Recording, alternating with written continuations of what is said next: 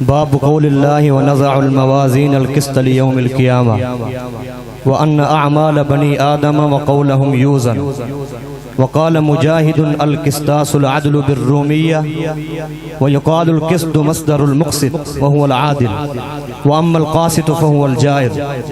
حدثنا أحمد بن إشقاق قال حدثنا محمد بن فزيل عن أمارة بن القعقاع عن أبي زرعة عن أبي هريرة رضي الله تعالى عنه قال قال النبي صلى الله عليه وسلم كلمتان حبيبتان إلى الرحمن خفيفتان على اللسان ثقيلتان في الميزان سبحان الله وبحمده سبحان الله العظيم.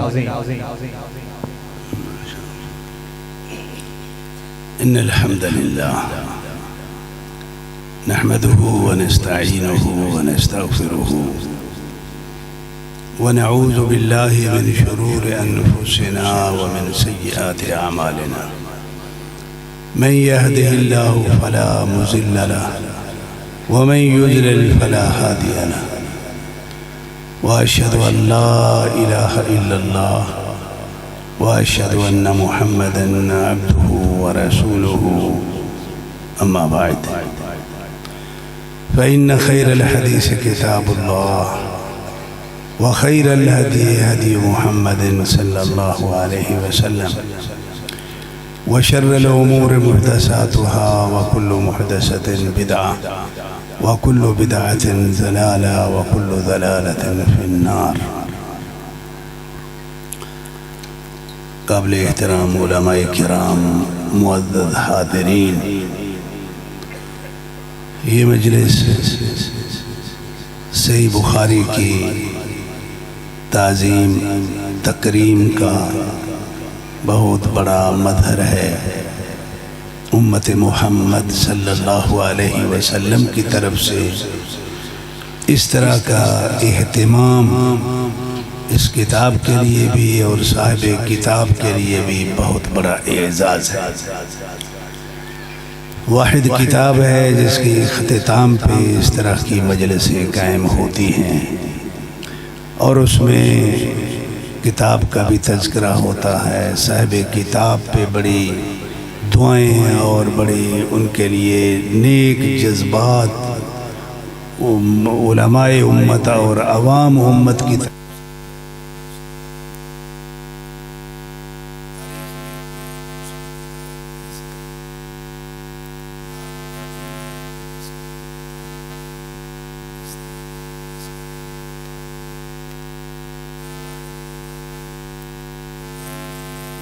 دنیا میں ہے اور صدیوں سے ہے. تو اب اس کے متعلق آخری حدیث پہ درس کی بات ہے تو بہرحال حدیث بھی اور اس کے متعلقات بھی اور اس کے متعلقہ مسائل بھی ایک کثیر تعداد ہے مسائل کی جو اس کے ساتھ منسلک ہے. اس سب کو تو بیان کرنا ممکن نہیں ہے اتنے ٹائم میں، کئی گھنٹے چاہیے اس کے لیے.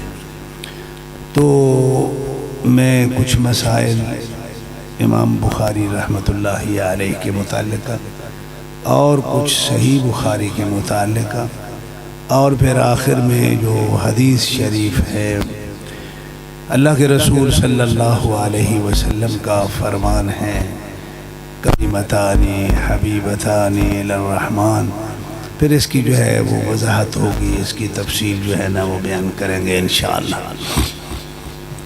تو آپ کو یہ بتا دینا بھی ضروری ہے کہ کچھ مسئلے ایسے ہوں گے کہ جو علمی ہیں، علماء کے متعلق ہیں، عوام کو کچھ زیادہ اس کے بارے میں معلومات نہیں ہیں یا ان کے متعلقہ نہیں ہیں، لیکن پھر بھی میں اس کو ایک عوامی رنگ دینے کی کوشش کروں گا کہ عوام کو بھی کچھ سمجھ آئے اور عوام یہ محسوس نہ کریں کہ جی یہ تو بڑا علمی درس تھا تو ہمارے پلے تو کچھ نہیں پڑا، ہم تو کچھ نہیں سمجھے ہیں.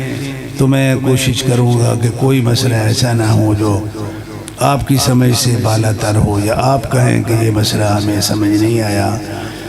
تو باقی جو حدیث ہے کلمتانی، یہ حدیث تو خالصتاً ہے ہی عوام کے لیے، اس میں خواص اور عوام سب کو جو کچھ بھی میں عرض کروں گا انشاءاللہ وہ برابر سمجھ آئے گا۔ یعنی کوشش میری یہ ہوگی کہ یہ ساری مجلس جو ہے وہ بھرپور طریقے سے اس درس سے جو ہے وہ مستفید ہو۔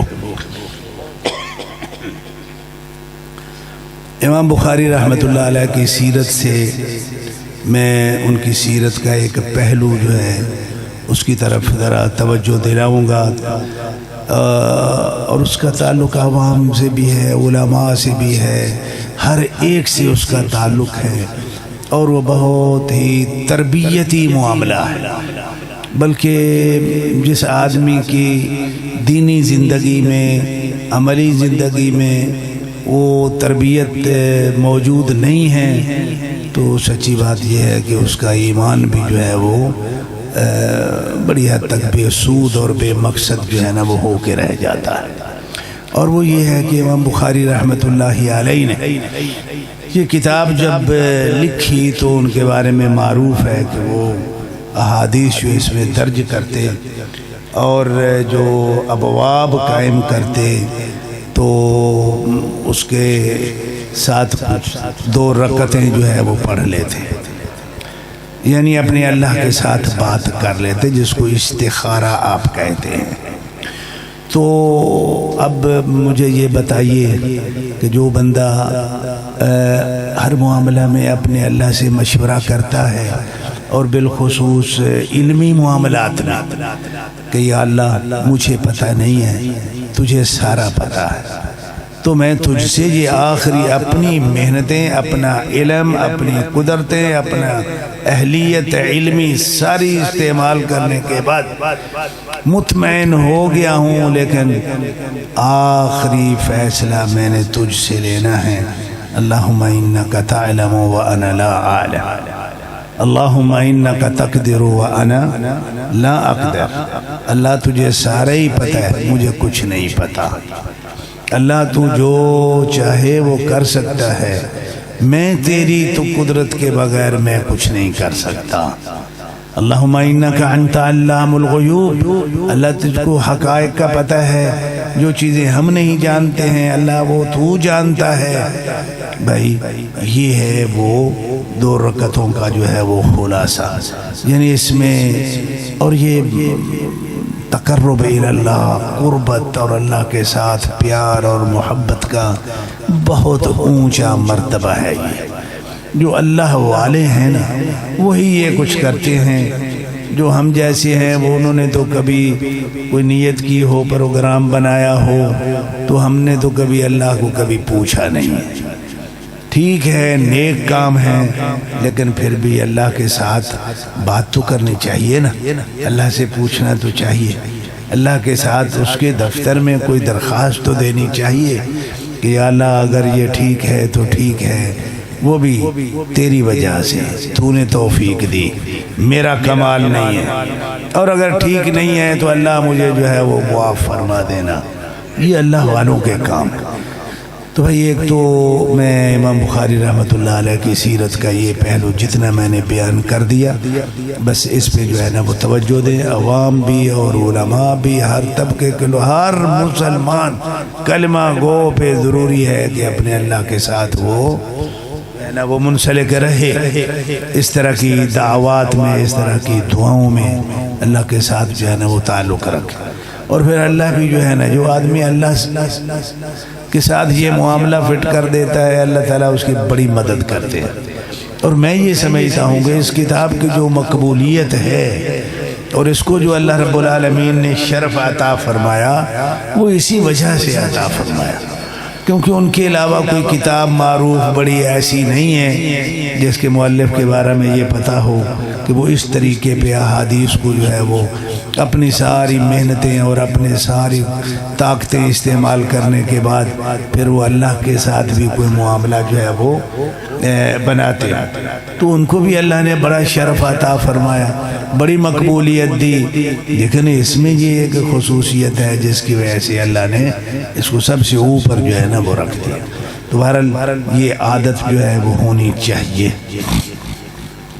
دوسرا مسئلہ امام بخاری رحمۃ اللہ علیہ کی شخصیت کے بارے میں وہ یہ ہے کہ وہ ایک مجتہد آدمی ہے، محدث بھی ہیں، فقیہ بھی ہیں، لغوی بھی ہیں، مفسر بھی ہیں، مورخ بھی ہیں، اور علم الکلام کے لفظ کو چھوڑیے، علم عقیدہ میں بھی وہ بڑے ماہر عالم آدمی ہیں اللہ رب العالمین کی توفیق سے۔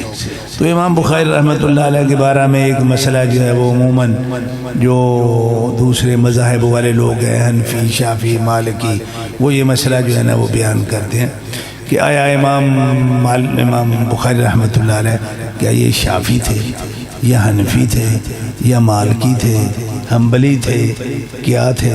مقلد تھے یا مجتہد تھے تو مقید تھے یا مطلق تھے؟ یہ امام بخاری رحمۃ اللہ علیہ کے بارے میں جو ہے نا یہ ایک بحث ہے جو موجود ہے ان کتابوں میں، کتب طبقات میں۔ تو بھائی اس میں چونکہ یہ ایک علمی مسئلہ ہے تو میں علماء کے لیے بالخصوص دیکھو بھائی، شریعت میں کوئی مجتہد مطلق اور مقید کا کوئی تصور نہیں ہے، یہ ہماری اپنی بنائی ہوئی جو ہے نا وہ اصطلاح ہے۔ شریعت میں احادیث رسول صلی اللہ علیہ وسلم میں اس بارے میں جو لفظ ملتا ہے وہ فقیہ کا ملتا ہے، وبعضهم افقہ من بعض، فقیہ اور افقہ کی اصطلاح ملتی ہے، لیکن مجتہد مطلق یا مقید کی یہ ہماری اپنی جو ہے نا وہ بنائی ہوئی اصطلاح ہے۔ لہٰذا امام بخاری رحمۃ اللہ علیہ ہی نہیں، جتنے بھی محدثین کرام ہیں یہ سارے مجتہد مطلق ہیں، ان کو آپ مقید نہیں کہہ سکتے۔ اگر مقید کہنا ہے تو پھر کوئی بھی مطلق نہیں ہے، یہ بات اچھی طرح سمجھ لیجیے بھائی علماء کرام۔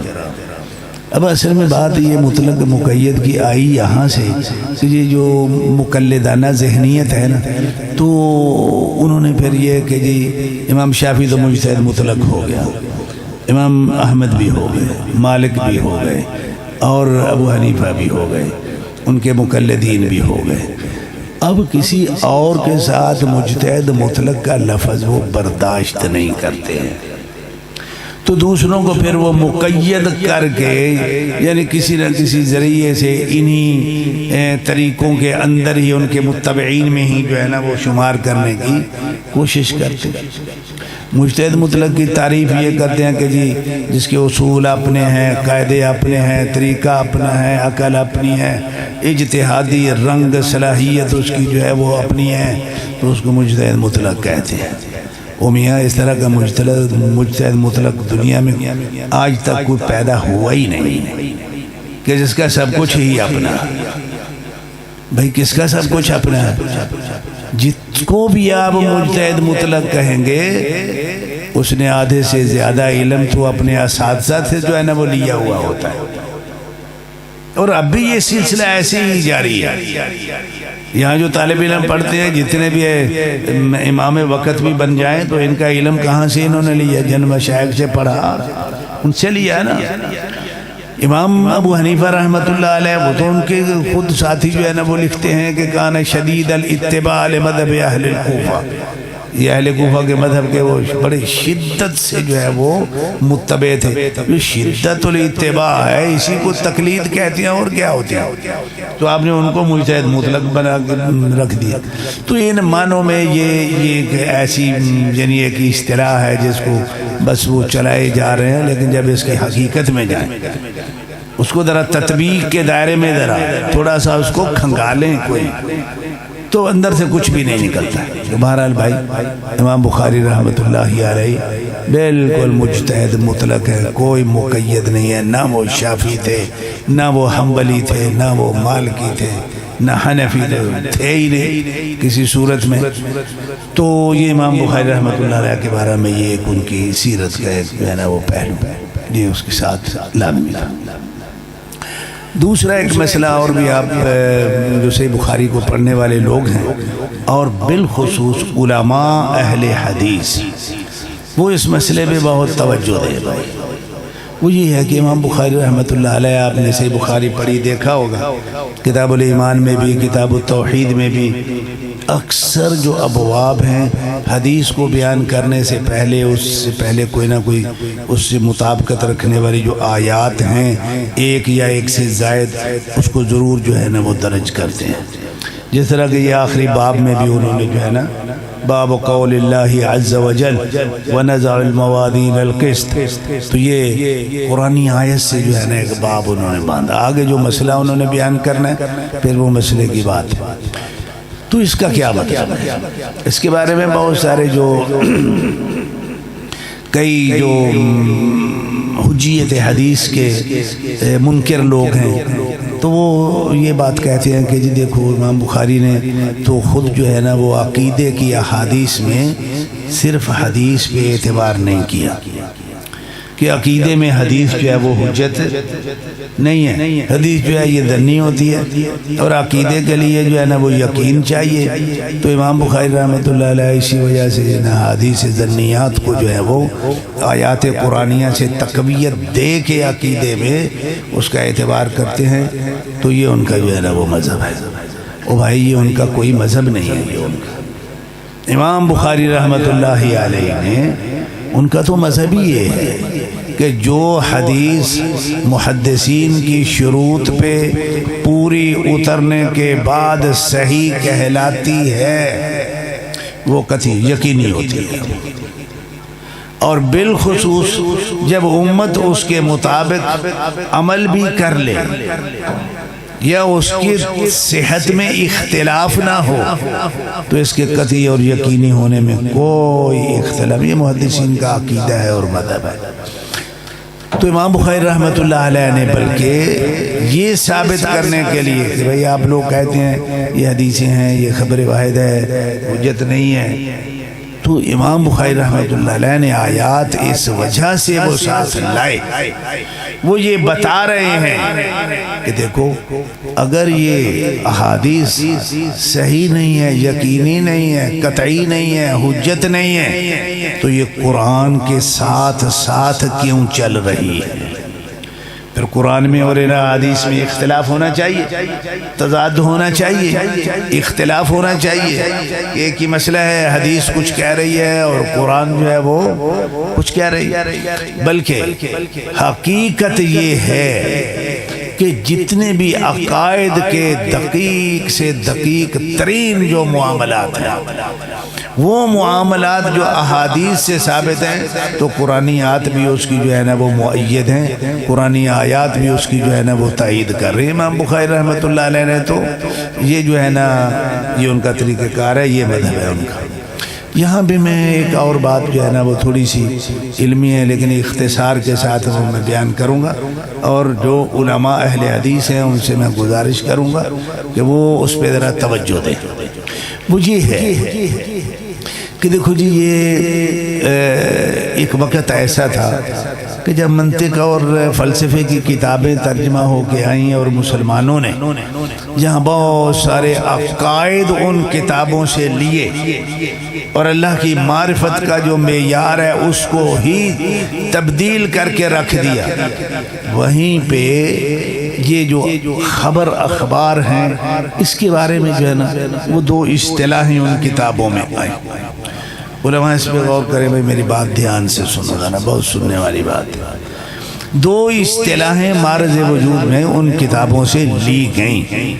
ایک یہ ہے کہ جی جو خبر ہوتی ہے وہ یا متواتر ہوتی ہے یا خبر واحد ہوتی ہے. یہ دو اصطلاحیں جو ہے نا وہ چلی.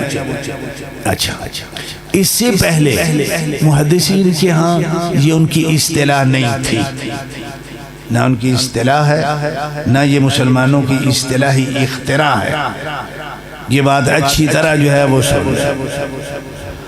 محدثین کا جو طریقہ تھا احادیث رسول صلی اللہ علیہ وسلم کو ثابت کرنے کا، محفوظ کرنے کا، وہ کیا تھا؟ وہ وہی شروط ہیں کہ صحیح حدیث کس کو کہتے ہیں؟ جس کا راوی عادل ہے، ضابط ہے، متقی ہے اور سارے روات آپس میں ایک دوسرے سے سنا ہے اور اس میں کوئی ایسا جو ہے وہ عارضہ نہیں پایا جاتا کہ جس سے ہم یہ کہہ سکتے کہ یہ حدیث صحیح نہیں ہے، پھر اس کو صحیح حدیث کہتے ہیں۔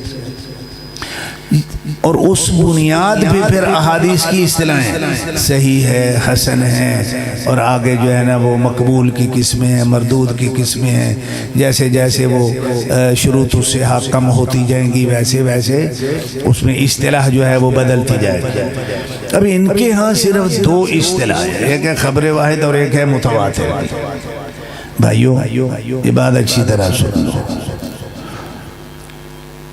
ان سے جب پوچھا جاتا ہے کہ بھائی وہ متواتر کیا ہوتی ہے، آخر تعریف تو کرنی ہے کہ نہیں کرنی؟ تعریف کریں گے تو آگے چلیں گے نا، کیونکہ آپ نے اس کے ساتھ ایک حکم بھی لگایا ہوا۔ تو جب تک آپ کی اصطلاح جو ہے وہ اس تعریف کے معیار پہ پوری نہیں اترتی، آپ اس پہ وہ حکم کیسے لگائیں گے؟ ایک حدیث ہے وہ صحیح کی شرطوں پہ پوری نہیں اترتی، تو آپ اس کو حجت کیسے قرار دیں گے؟ تو اس میں چونکہ یہ مسلمانوں کی اور محدثین کی اصطلاح نہیں ہے تو یہ ایک عام عوامی سی وہ مسئلہ چلا تو اس کو ایسے ہی چلو مان لیا گیا کہ چلو ٹھیک ہے، کیونکہ اس کا حدیث رسول سے اس تواتر اور احاد کا کوئی تعلق نہیں ہے۔ اس کا ذمہ داری سے میں کہہ رہا ہوں، علی الاعلان کہہ رہا ہوں میں، اس کا اس سے تعلق نہیں ہے۔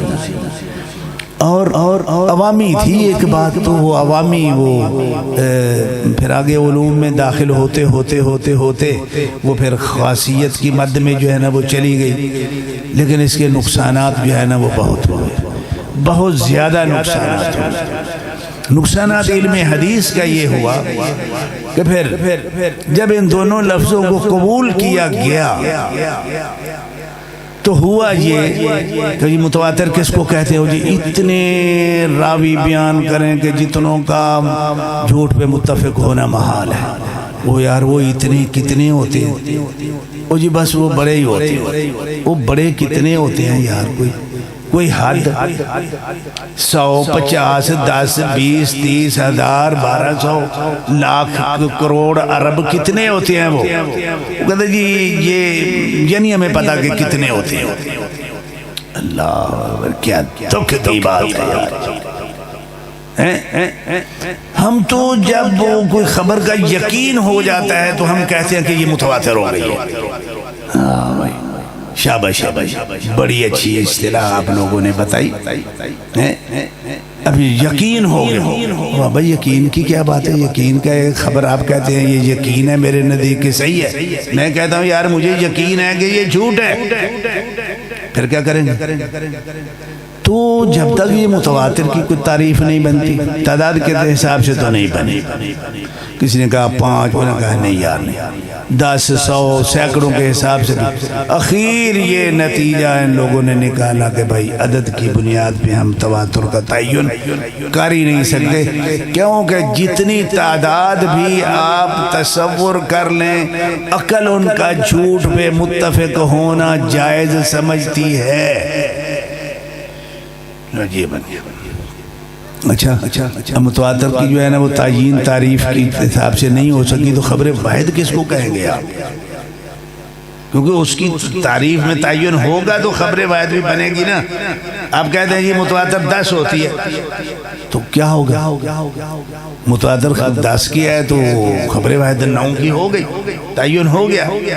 جیسے محدثین نے کیا کہ مشہور روایت وہ ہوتی ہے جس کو 3 یا 3 سے زائد روایت کریں، عدید وہ ہوتی ہے 2 یا 2 سے یعنی 2 سے کم نہ ہو، غریب وہ ہوتی ہے کہ 1 ہی ہے۔ چلو منضبط بات ہوگا، اصطلاحوں میں انضباط بھی ہوا، کوئی تناقض تداخل نہیں ہے کہ یہ اصطلاح اس میں گھسی ہوئی ہے وہ اس میں گھسی ہوئی ہے۔ تو ان لوگوں کا یہ مسئلہ تھا، برے سے اصطلاح کو جانا ہوئے کہ استعمال کیا۔ آگے اس کا ظلم یہ ہوا کہ جو پھر اس کو فٹ کیا گیا ان احادیث پہ جو اللہ کے رسول صلی اللہ علیہ وسلم سے مروی، اب وہاں پھر ان پہ جی چونکہ یہ ان بد عقیدہ لوگوں کا جو ہے نا وہ اختراع تھی کہ جو عقیدے میں ظنی روایات جو ان کے نزدیک ظنی ہے انہوں نے ساری ظنی بنا دی، جو محدثین کی ہیں وہ بھی ظنی ہوگی ساری. تو انہوں نے ان احادیث سے جان چھڑائی اصل میں جو ان کے بدعتی عقائد کے منافی تھی اور صحیح روایتیں تھی. تو یہ ایک اوتھم جو ہے نا وہ مچا اس کے اندر، اور بڑا جو ہے نا وہ لمبا کئی گھنٹے میں جو ہے نا وہ بات چل سکتی ہے. لیکن میں آپ بھائیوں کو صرف مختصر اشاریہ دے رہا ہوں کہ یہ اصطلاح محدثین کی نہیں ہے، اس کے اندر تناقض بہت زیادہ ہے، اختلاف بہت زیادہ ہے، اور پھر یہ دو مصیبتیں اس کے ساتھ جو ہے نا وہ انہوں نے اپنے مقصد کے لیے اس کے ساتھ منسلک کر دی. ایک یہ کہ جی جو متواتر ہے نا وہ تو یقینی ہوتی ہے، قطعی ہوتی ہے. اب متواتر کی شرطوں پہ جب حدیث میں آپ جائیں گے تو وہ ان کی شرطوں پہ کچھ پورا اترتا ہی نہیں ہے. جب پورا اترتا نہیں ہے تو عقیدے میں حجت بھی نہیں ہے. بات وہ جی باقی یہ خبر واحد ہے، یہ سے عقیدہ ثابت نہیں ہوتا.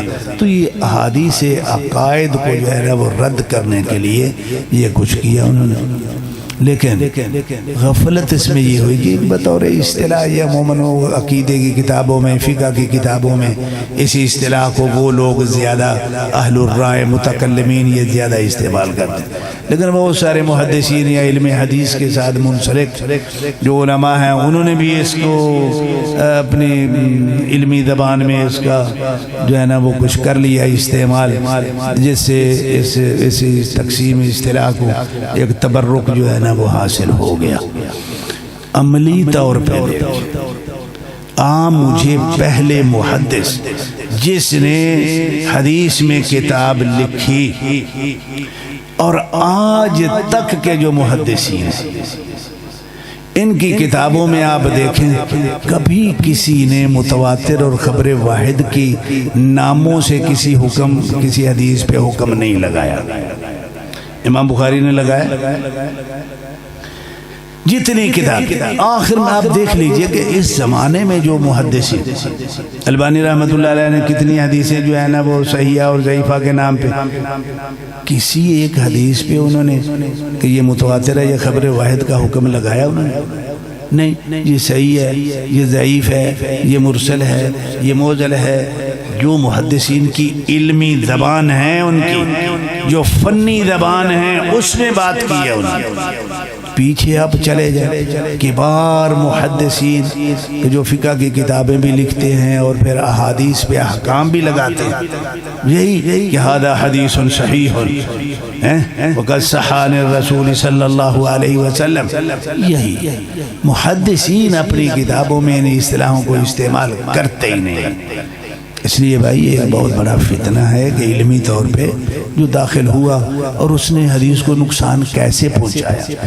ایسے پہنچایا کہ ایک تو ہم نے یہ سمجھ لیا کہ شاید خبر واحد اور محدثین کے ہاں جو صحیح حدیث ہے یہ ایک ہی چیز ہے. او میاں ایک چیز نہیں ہے یار.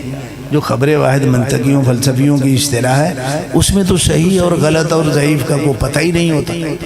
ٹھیک ہے، تعریف اس کی بھی کوئی نہیں ہے. لیکن محدثین کے ہاں جو حدیث صحیح ہے یہ حدیث اس کو آپ اور خبر واحد کی اصطلاح کو مترادف قرار دے کے اگر آپ کام چلائیں تو آپ بہت بڑی غلطی جو ہے نا وہ کر رہے ہیں، بہت بڑی غلطی کر رہے ہیں آپ. تو اس لیے ان لوگوں نے تو ایسے کیا کہ محدثین کی صحیح حدیث کو بھی خبر واحد کہہ کے ذنی کر دیا. جبکہ محدثین کے ہاں دیکھو بھائی، یہ میں آپ کو ضابطہ بتا رہا ہوں، آپ کا علم ذرا تھوڑا سا اس طرف اپنے دماغ کو علم کو لے جائیں، ذرا اس کو بھی پڑھیں. یہ پڑھنے والی بات ہے، اس کے بغیر آپ علم حدیث کی خدمت کا دفاع کا کوئی تقاضا پورا نہیں کر سکتے آپ. محدثین کے ہاں جو احادیث قطعی ہیں، یقینی ہیں، وہ کون سی ہیں؟ اگر وہ صحیح حدیث بالاتفاق صحیح ہے، کسی نے اس کو ضعیف نہیں کہا ہوا تو یہ حدیث کیا ہوگی؟ یقینی قطعی ہے عن الرسول صلی اللہ علیہ وسلم. اور اگر اس حدیث سے استدلال کیا، احتجاج کیا ہے تو بھی اس کی بہت بڑی تائید ہے. اور اگر اس حدیث کے مضمون پہ علماء امت کا اجماع ہے تو بھی وہ حدیث یقینی ہے عن الرسول صلی اللہ علیہ وسلم، یعنی کسی حدیث کا قطعی ہونے کے بڑے اسباب ہیں۔ یہ صرف ایک سبب متواتر ہوا ہے یا نہیں ہوا، وہ جی نہیں ہوا، وہ بس یہ نہیں ہوا، یہ تو کوئی علم کی بات نہیں ہے یار، جبکہ پتہ ہی نہیں ہے آج تک کسی کو متواتر ہوتی کیا۔ اضطراب ہے ان اصطلاحوں میں، تطبیق میں آپ جائیں گے تو تطبیق کر ہی نہیں آپ جو ہے نا وہ سکتے۔ تو بہرحال اس بات پہ ذرا اس تناظر میں آپ محدثین کے منہج کو جو ہے نا وہ سمجھیے، ان کا منہج یہی ہے کہ صحیح حدیث کیسے ہوگی، ضعیف کیسے ہوگی، یہ ان کی اصطلاح ہے بھائی۔ چلیے اس کو یہی پہ موقوف کرتے ہیں۔ اس کے بعد آگے ایک مسئلہ ہے جس کے متعلق کا جو ہے وہ آیت کریمہ بھی ہے۔ امام بخاری رحمۃ اللہ علیہ نے یہاں ایک مسئلہ، کیونکہ یہ سارے فتنے منطق اور فلسفہ کی کتابوں سے آئے ہوئے ہیں، جب ان اصطلاحوں کی بنیاد پہ ہم نے دینیات میں تحقیق بھی کی اور بحث بھی کی تو بہت سارے معیار ہم نے خراب کر دیے۔ اب اللہ تعالیٰ قرآن پاک میں فرما رہے ہیں، اور رسول اللہ صلی اللہ علیہ وسلم کا بھی حدیث میں فرمان ہے کہ یہ جو دو کلمتان ہیں، یہ دو کلمے جو ہیں یہ اللہ کو پسند بہت ہیں، اور ثقیلتان فی المیزان، میدان میں یہ بھاری بہت ہے، بھاری بہت۔ تو اس پہ جو ہے نا وہ اعتراض تھا ان لوگوں کا، کن لوگوں کا؟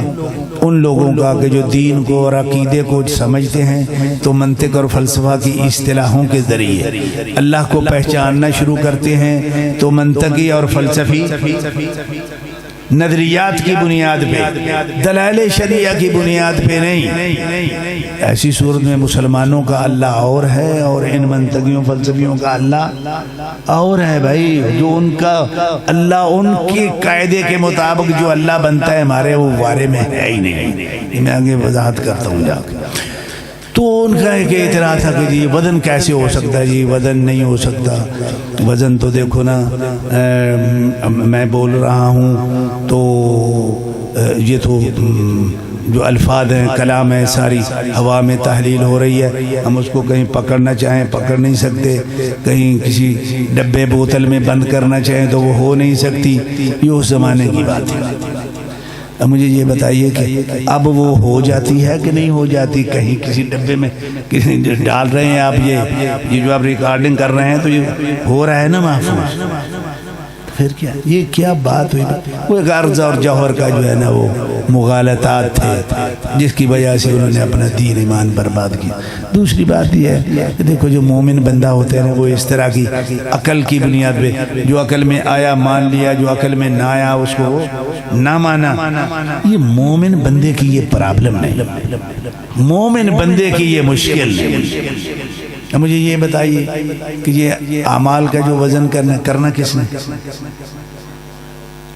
اگر تو یہ مولوی نے خود کرنا تو پھر تو اس کی الجھن ہونی چاہیے کہ بھائی مجھ سے تو نہیں ہوگا، کیونکہ میں تو اپنے عمل جو ہے نا وہ میرے ہاتھ میں نہیں ہے، جیب میں نہیں ہے، وہ میں نے کر دیے اور غائب ہو گیا، میں اس کو لوگوں کا کیا میں کروں؟ تو پھر تو ٹھیک بات ہے۔ او میاں یہ وزن کرنے والا کون ہے؟ وَنَزَعُ الْمَوَازِينَ الْقِسْطَ، کون ہے؟ اللہ ہے۔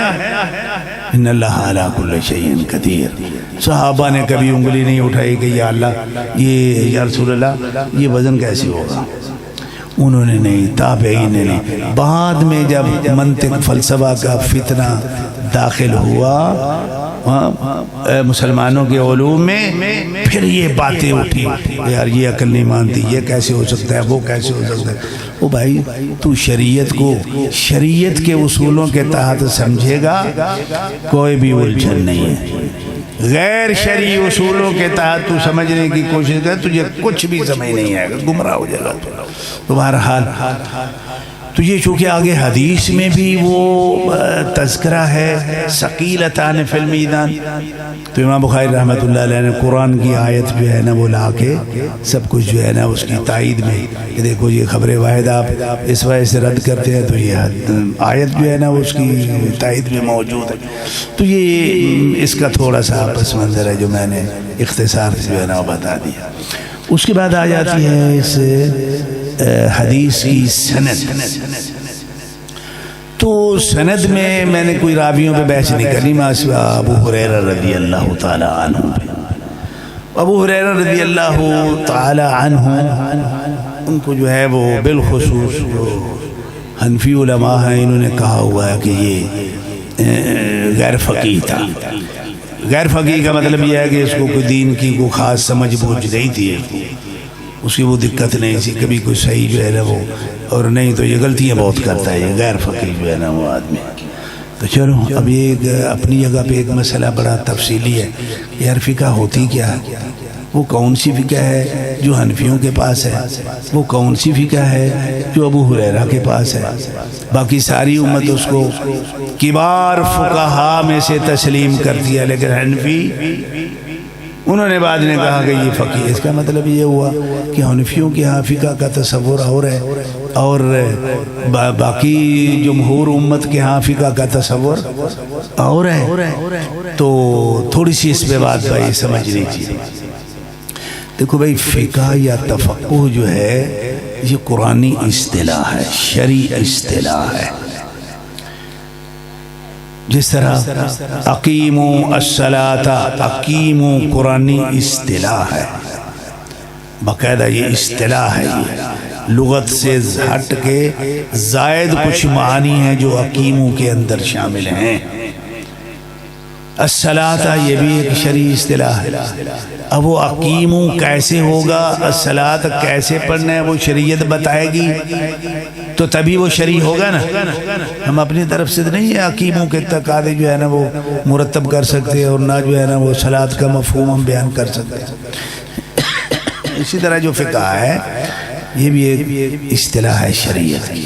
قرآن پاک میں اللہ رب العالمین نے فرمایا کہ تم میں سے جو ہے نا وہ کچھ لوگ نکلنے چاہیے، کس لیے؟ لِيَتَفَقَّهُوا فِي الدِّينِ، وہ دین میں کیا کریں؟ تفقہ کا لفظ بولا، تقلید کا لفظ نہیں بولا. یہ اور بھائیوں کے لیے بھی ذرا تھوڑا سا لمحہ فکری ہے کہ یار آپ بھی کوئی سوچیں بھائی. شریعت میں تو کہیں نہیں آیا کہ تم ایسا علم حاصل نکلو، علم حاصل کرو اور بڑے پکے مقلد بن کے جو ہے نا وہ آؤ تھا. ایسا تو کوئی نہیں. تفقہ کا اچھا تفقہ کیا ہوتا ہے؟ اس آیت میں تو یہ ہو گیا. اللہ کے رسول صلی اللہ علیہ وسلم کی حدیث ہے، معروف حدیث ہے، نظر اللہ عمران، اللہ رب العالمین اس آدمی کو جو ہے وہ دنیا اور آخرت میں بہت ہی جو ہے وہ خوش رکھے، تر و تازہ رکھے، ہر فتنہ شر سے محفوظ بنا کے رکھے. جس نے کیا کیا؟ سمع مقالتی، جس نے میری کلام کو حدیث کو سنا، فوعاہا وعداہا کما سمعہا، یہ کما سمعہا کی جو ہے نا وہ شرط ہے. اگر فرمایا فرب حامل فقہ الی من ہوا افقہ منہ، یہ حامل فقہ میں، یہ حامل کا جو آگے مضافل ہے فقہ ہے. یہ فقہ کیا چیز ہے؟ یہ فقہ کس کو کہا گیا ہے؟ وہ جو اللہ کے رسول صلی اللہ علیہ وسلم کا جو سمع مقالہ تھی یہ اس کو فقہ کہا گیا ہے. حدیث رسول کو یہ فقہ کہا گیا ہے. اس کا مطلب یہ ہوا کہ فقیہ کے لیے یہ بڑا ضروری ہے کہ اس کو حدیث رسول آنی چاہیے. اور کون سی آنی چاہیے؟ صحیح حسن یا موضوعات، واہیات، ترہات اور خرافات، یہ آنی چاہیے کہ وہ اس سے جو ہے وہ فقیہ بنے گا. نہیں، معلوم یہ ہوا کہ وہ فقیہ ہے اس کو حدیث بھی آنی چاہیے. آگے الا من ہوا افقہ منہ، یہ افقہ کا تعلق جو ہے وہ کس سے ہے؟ افہم، کہ فہم بھی اس کا جو ہے وہ، یعنی فقہ کے لفظ کا اطلاق اللہ تعالیٰ نے اور حدیث رسول میں، حدیث رسول پہ بھی آیا ہے اور اس کے صحیح فہم پہ بھی آیا ہے. اب مجھے آپ یہ بتائیے کہ اگر کوئی ایک آدمی ایک حدیث کا وہ ترجمہ وہ معنی مراد لیتا ہے کہ جو اللہ اور اس کے رسول نے نہیں لیا، اس کو فقیہ کہیں گے؟ تو یہ معلوم ہوا کہ بھائی وہ معنی بھی جو اس نے مراد لیا ہے وہ ہو کہ جو شارع نے مراد لیا، پھر فقہ بنے گی۔ اور پھر یہ فقہ کون سی بنے گی؟ پھر یہ فقہ حنفی بنے گی؟ نہیں بھائی، یہ فقہ محمدی جو ہے وہ بنے گی انشاءاللہ تعالی، کہ جو دلیل ہے وہ بھی صحیح ہے، اور جو اسے معنی مراد لیا جا رہا ہے وہ بھی وفق مراد شارع کی مراد کے مطابق آپ مراد لے رہے ہیں۔ تو پھر یہ کیا کہہ لے گا؟ اس کو آپ دین کہہ لے، فقہ محمدی کہہ لے، اسلام کہہ لے، ایک ہی بات ہے۔ تو مسئلہ یہ ہے کہ ابو ہریرہ رضی اللہ تعالیٰ عنہ میں کیا کمی تھی بھائی؟ اگر تو آپ کہتے ہیں کہ وہ حدیث رسول ان کو نہیں آتی تھی، وہ میاں وہ تو امت کے شیخ الحدیث ہے بھائی، امت کے شیخ الحدیث ہے، بڑے حافظ صاحب، بڑے حافظ صاحب جس طرح ہم کہتے ہیں۔ تو صحابہ میں سب سے زیادہ 5000 سے زائد روایتیں بیان کرنے والے کون ہیں؟ ابو ہریرہ رضی اللہ تعالیٰ۔ ابھی وہ فقیہ نہیں ہے، انہیں جی وہ یہ تو ٹھیک ہے، لیکن بہت ساری کچھ روایات ہیں جس میں ان کو معنی سمجھ میں نہیں آیا۔ اچھا، ان کو معنی سمجھ میں نہیں آیا، جس نے اللہ کے رسول صلی اللہ علیہ وسلم سے پڑھا اور ان سے سمجھا، اس کو معنی سمجھ میں نہیں آیا، یہ تیسری صدی میں آ کے تینوں معنی سمجھ جائے۔ کیا عقل کی بات کرو یار، کوئی علم کی بات کرو، اللہ اکبر۔ اچھا، کتنی حدیثوں کا معنی جی کئی صحابہ نے ان کی جو ہے نا وہ غلطی نکالی، چلو کتنی غلطی نکالی، غلطیوں کا حساب کر لیتے۔ تو 5000 سے زائد انہوں نے روایتیں بیان کی، تو جو محدثین نے کسی نے دوسرے صحابہ نے کوئی غلطی نکالی، وہ 10 15 20 سے زیادہ نہیں آپ تلاش کر سکتے۔ اب اتنی نسبت سے ہم نے ابو ہریرہ رضی اللہ تعالیٰ عنہ کو کیا کر دیا؟ غیر فقیہ بنا دیا۔ یار اچھا چلو یہ معیار انہی کے لیے ہی ہے، یا پھر یہ معیار ایک قاعدہ ہے جو ہر ایک کے لیے ہونا چاہیے؟ چلو اسی معیار کو جو ہے نا امام ابو حنیفہ رحمۃ اللہ علیہ پہ جو ہے نا وہ لے آتے ہیں، امام شافعی رحمۃ اللہ علیہ پہ لے آتے ہیں۔ تو آپ یہ ہدایہ پڑھتے ہیں، اس میں 2/3 مسائل میں امام ابو حنیفہ رحمۃ اللہ علیہ کی فقہ کو ان کے شاگردوں نے نہیں مانا ہوا۔ کتنوں میں؟ وہ یار 5000 چوں 5-7 سے تو اینا بڑا حکم لگاتا ہے، اور یہاں جو ہے یہ تو شاگردوں کی بات ہے، جڑا باقی 5% بچے وہ تو دوسرے فقہاء نے اختلاف کیا ہوا ہے۔ اب کیا بچا امام صاحب کے پاس؟ تیری منطق اور فلسفہ کے تحت اب بتائیں کہ امام ابو حنیفہ رحمۃ اللہ علیہ کو ہم فقیہ مانے یا نہ مانے، یا وہ فقیہ کیسے بنیں گے، یہ بھی تو ہمیں بتا دے نا۔ ابو ہریرہ کا تو نے بتا دیا کہ وہ غیر فقیہ تھا، اب اسی فلسفے منطق کے تحت اور قاعدے کلیے کے تحت امام ابو حنیفہ کو کیسے فقیہ مانیں گے؟ غلط باتیں ہیں یار، زیادتی والی باتیں ہیں، ظلم والی باتیں ہیں، یہ گستاخی والی جو ہے یہ باتیں ہیں۔ اللہ رب العالمین نے محدثین کو ان خرافات سے محفوظ رکھا ہوا ہے، الحمدللہ۔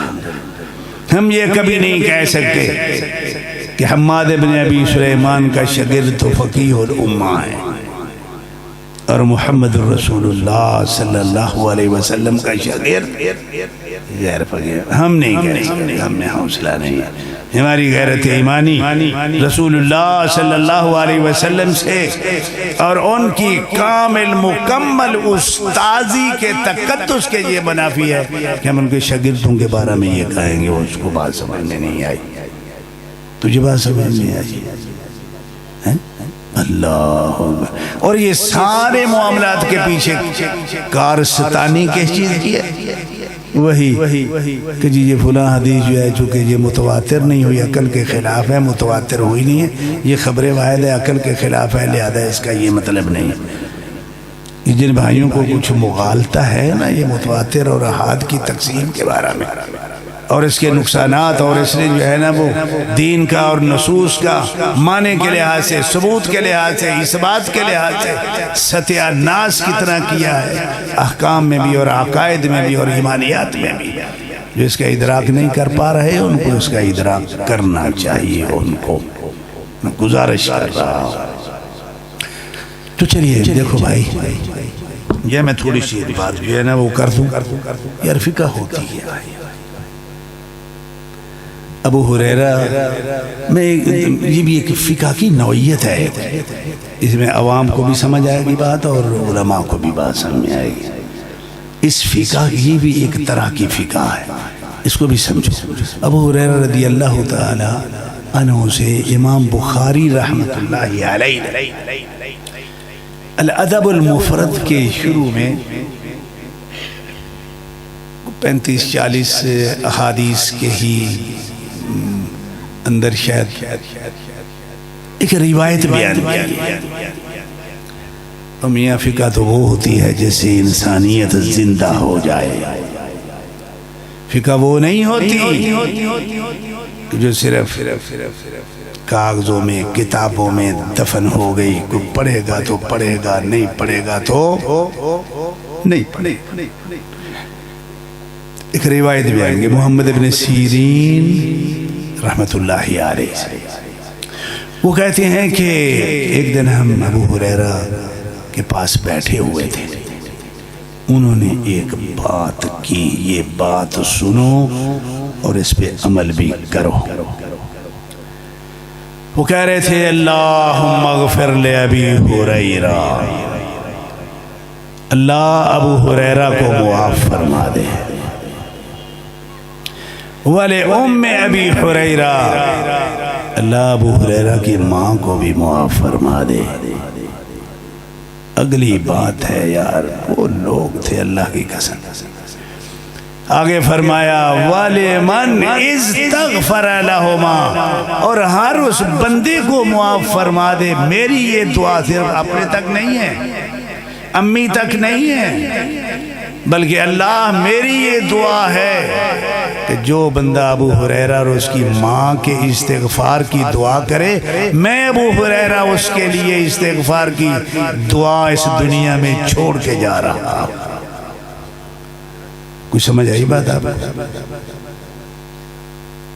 میاں ابو ہریرہ رضی اللہ تعالیٰ عنہ کون ہے؟ صحابی رسول ہے یار۔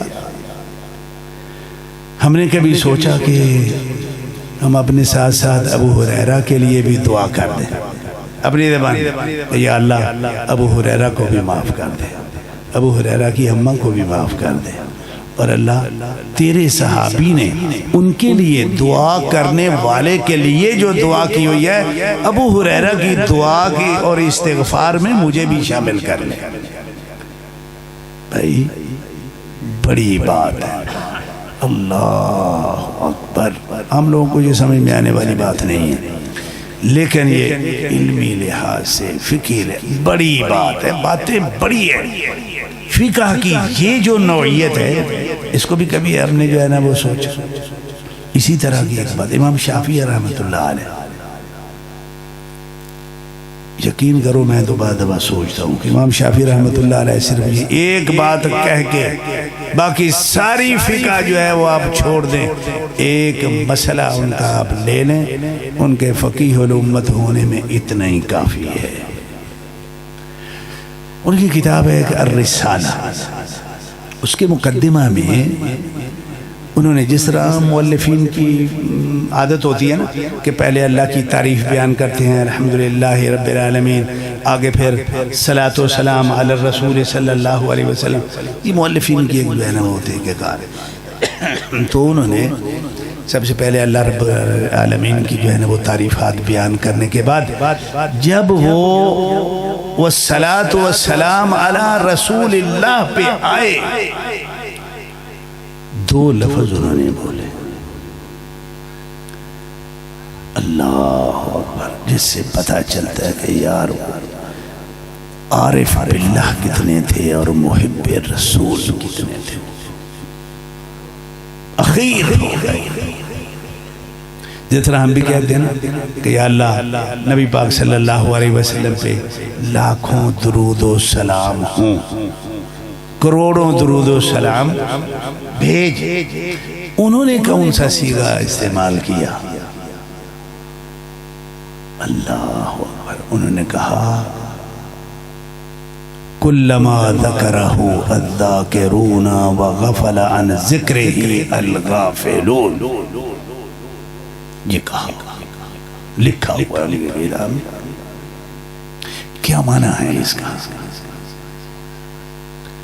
معنی وہ صلاۃ اور سلام کہہ کے آگے اضافی اگلا جملہ لگا رہے ہیں اور کہہ رہے ہیں کہ اللہ کلما ذکرہ الذاکرون، میں نے جو اپنی زبان سے کہہ دیا ہے صلاۃ و سلام یہ اپنی جگہ پہ، لیکن میں تجھ سے یہ التجا کرتا ہوں، دعا ہے کہ اللہ جتنے لوگ اللہ کے رسول صلی اللہ علیہ وسلم پہ درود اور سلام بھیجیں، ہر ایک کے ساتھ ساتھ میں شافی کا بھی درود بھیج دینا۔ یار یہ لوگ تھے یار، ہماری تو عقل ہی نہیں جاتی کہیں پہ۔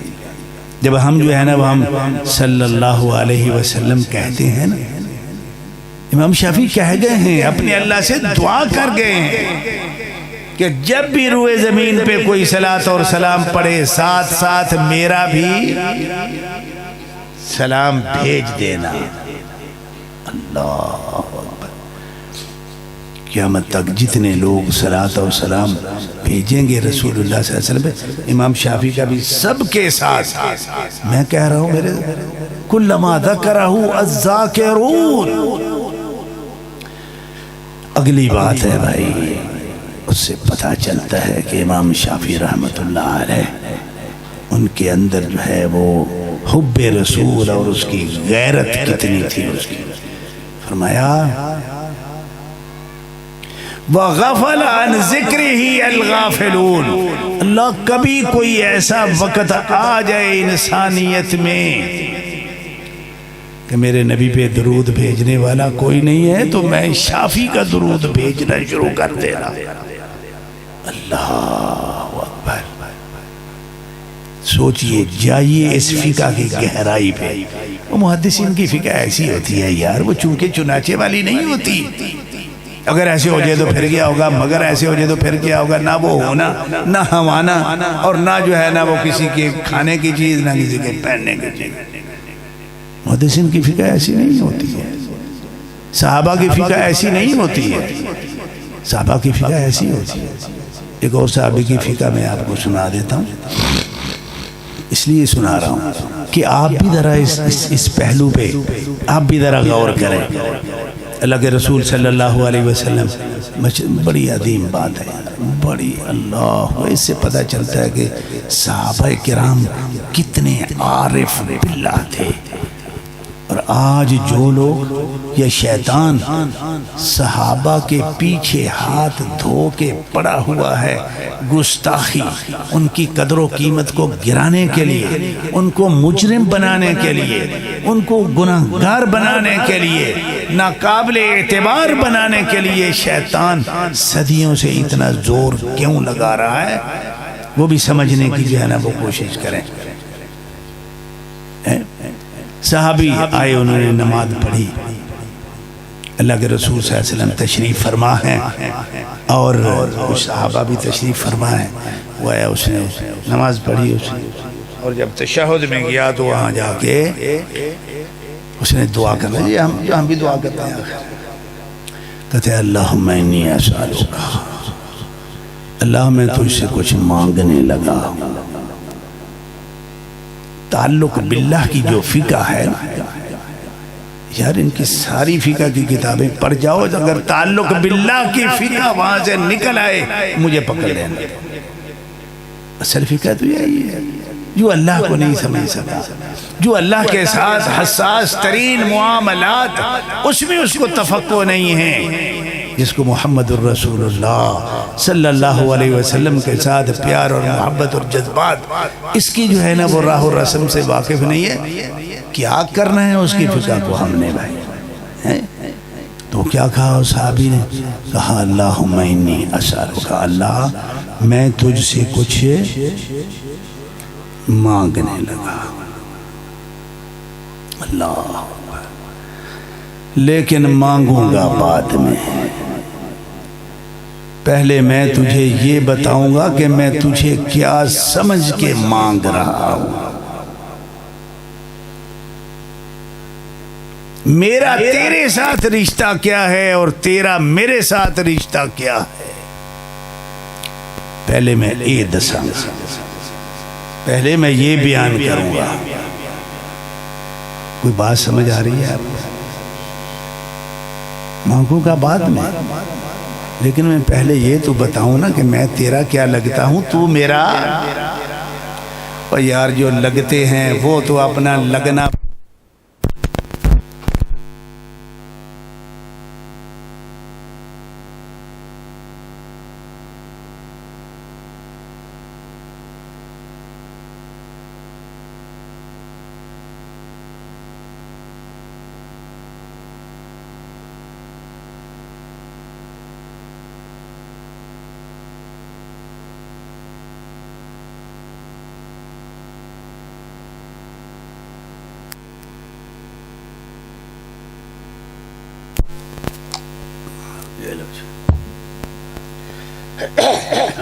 جی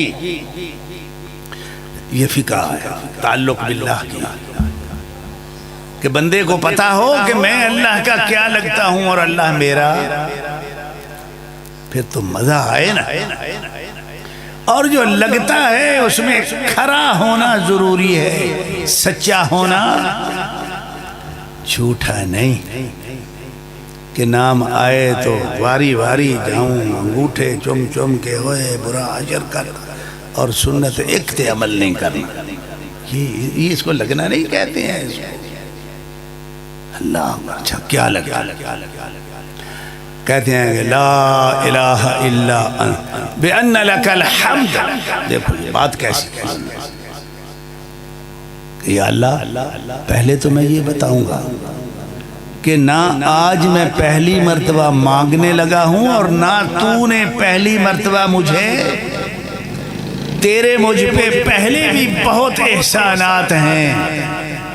لا الہ الا انت، اللہ میں تیرا یہ لگتا ہوں اور تو میرا یہ لگتا ہے کہ میرے لیے عبادت، اطاعت، حاجت روائی، مشکل کشائی کے لائق تیرے علاوہ اور کوئی نہیں ہے۔ اس کو لگنا کہتے ہیں۔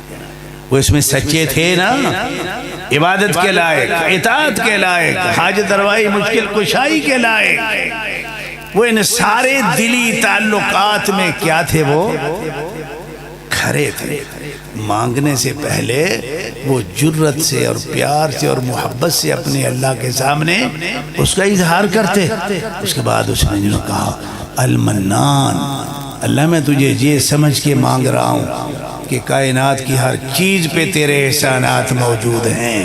الحنان، اللہ تجھے میں ایسا سمجھ کے مانگ رہا ہوں کہ کوئی تجھ سے منہ موڑے لیکن تو کسی سے منہ موڑتا اللہ اکبر۔ وہ اللہ کو یہ صفتیں ہی اللہ کو چاہیے۔ اللہ کو ہم سے پیسے مانگتے ہیں، یہ تعلق باللہ کی۔ اور اللہ کے رسول صلی اللہ علیہ وسلم نے جب اس نے آگے مانگنا شروع کیا، اب نے فرمایا کہ سمجھ آئیے آپ کو اس ماذا قال صاحبکم، انہوں نے کہا یا رسول اللہ آپ اور اللہ بہتر جانتے ہیں۔ تو اللہ کے رسول صلی اللہ علیہ وسلم نے کیا فرمایا؟ قسم اٹھا کے فرمایا والذی نفس محمد بیدہ، میں محمد اپنے اللہ کی قسم اٹھا کے کہہ رہا ہوں، اس نے اپنے اللہ کے ساتھ وہ تعلقات اور وہ لگنا اور لگانا وہ کچھ بیان کیا ہے، رشتہ تعلق عقیدے کا، عقیدت کا، ایمانیات کا۔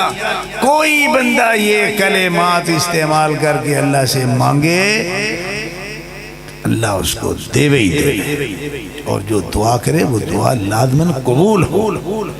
بھائیو جو محدثین ہیں، جو فقہاء ہیں، ان کی فقہ تو ایسی ہوتی ہے تیری جو تو فقہ اب بتائیے کہ جن کی فقہ کا مزاج یہ ہے، یہ حنفی فقہ کے مزاج کے تو مطابق نہیں ہے، انہوں نے تو پھر غیر فقیہ کہنا ہی کہنا ہے نا۔ یہاں اختلاف ہے فقہ کی نوعیت کا، تو چلو ان کو یہ کہنا نہیں چاہیے تھا، کہہ دیا انہوں نے کہ مرضی کی بات ہے بھائی، بادشاہ۔ اس کے بعد ہے بھائیو حدیث مبارک کہ اللہ کے رسول صلی اللہ علیہ وسلم نے فرمایا کلمتان حبیبتان الی الرحمن، دو کلمے ہیں جو اللہ کو بہت پیارے حبیب ہیں۔ اب یہاں پہ جو ہے نا وہ اللہ کی ایک صفت ہے محبت کرنا۔ یہ منطقی اور فلسفی جو ہیں یہ اپنے اللہ کو ایسا اللہ نہیں مانتے کہ جو محبت کرتا ہے۔ آپ مانتے ہیں اللہ او میاں جیڑا اللہ پیار نہیں کردا، محبت نہیں کردا، وہ ساڑھے کسے کام دا ہے یار؟ آپ کے کام کا ہے بھائی؟ وہ سائیں توارے کام دا ہے مار کا کئی نہیں۔ بڑے محروم لوگ ہیں یہ، بہت گمراہ لوگ ہیں یہ۔ تو بھائی اللہ تعالی اپنے بندوں سے محبت کرتا ہے، اس کے کلمات بھی ہیں کچھ بڑے محبوب ہیں۔ چلو میں اس کی ذرا وضاحت بتا دوں۔ ایک تو یہ فرمایا کہ حبیبتان الی الرحمن، کہ اللہ کو وہ جو کلمی ہے نا وہ پیارے بہت ہیں۔ اب ہم نے تھوڑا سا اندازہ لگانا ہے کہ وہ کتنے پیارے ہیں۔ یار پیار تے انہ کے بھی ہوندہ تھے، انہ بھی ہوندہ تھے، او زمین بھر کے بھی ہوندہ، آسمان بھر کے بھی ہوتے، کتنے پیارے ہیں۔ ایک حدیث ہے جس میں اس کا اندازہ لگایا جا سکتا ہے۔ صحیح مسلم کی روایت ہے، عبداللہ ابن عباس رضی اللہ تعالی عنہ وہ بیان فرماتے ہیں کہ ایک دن میں ام المومنین جویریہ بنت الحارث رضی اللہ سبحانہ و تعالی عنہ کے پاس میں بیٹھا ہوا تھا۔ انہوں نے بتایا مجھے کہ عبداللہ ایک دن کی بات ہے، اللہ کے رسول صلی اللہ علیہ وسلم صبح کی نماز انہوں نے پڑھائی، باہر گئے آئے کافی دن چڑھ آیا، گھر کے کام کاج میں مصروف رہے، لیکن میں گھر میں بیٹھی قرات ہے، ذکر اذکار ہے، نماز ہے، ان میں مصروف رہی۔ تو اللہ کے رسول صلی اللہ علیہ وسلم نے فرمایا کہ جویریہ رضی اللہ سبحانہ وتعالی عنہ، میں تجھے صبح سے دیکھ رہا ہوں کہ تو نے اتنی عبادات کی ہیں، لیکن میں نے اس عرصہ میں 4 کلمے 3 مرتبہ میں نے کہے ہیں جو تیری ساری عبادت پہ بھاری ہے۔ وہ کیا ہیں؟ وہ ہیں سبحان اللہ و بحمدہ عدد خلقہ وزنت عرشہ ورضا نفسہ ومداد کلماتہ۔ یہ کلمے میں نے کہا بھائیو، بہت سارے ساتھیوں کو، علماء کو، عوام کو بھی یہ شاید دعا یاد ہو۔ عوام میں سے کسی کو یاد ہے؟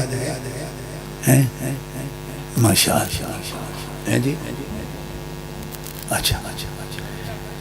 اب دعا تو یاد ہے، لیکن اکثر کو یہ پتہ نہیں کہ ہم نے کہا کیا ہے۔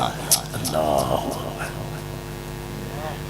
کہا تو سبحان اللہ و بحمدہ ہی ہے نا، جو صحیح بخاری کی روایت ہے اس میں بھی یہی ہے، یہاں بھی اسی کے بارے میں کہا جا رہا ہے۔ لیکن کیا کہا جا رہا ہے؟ یہ کہا جا رہا ہے سبحان اللہ و بحمدہ عدد خلقہ۔ جس طرح ہم یہ کہتے ہیں نا کہ اللہ تعالیٰ کا لاکھ لاکھ شکر ہے، ہم کہتے ہیں اللہ تعالیٰ کے کروڑ یہ ہم نے بھی ایک ضرب لگائی ہے۔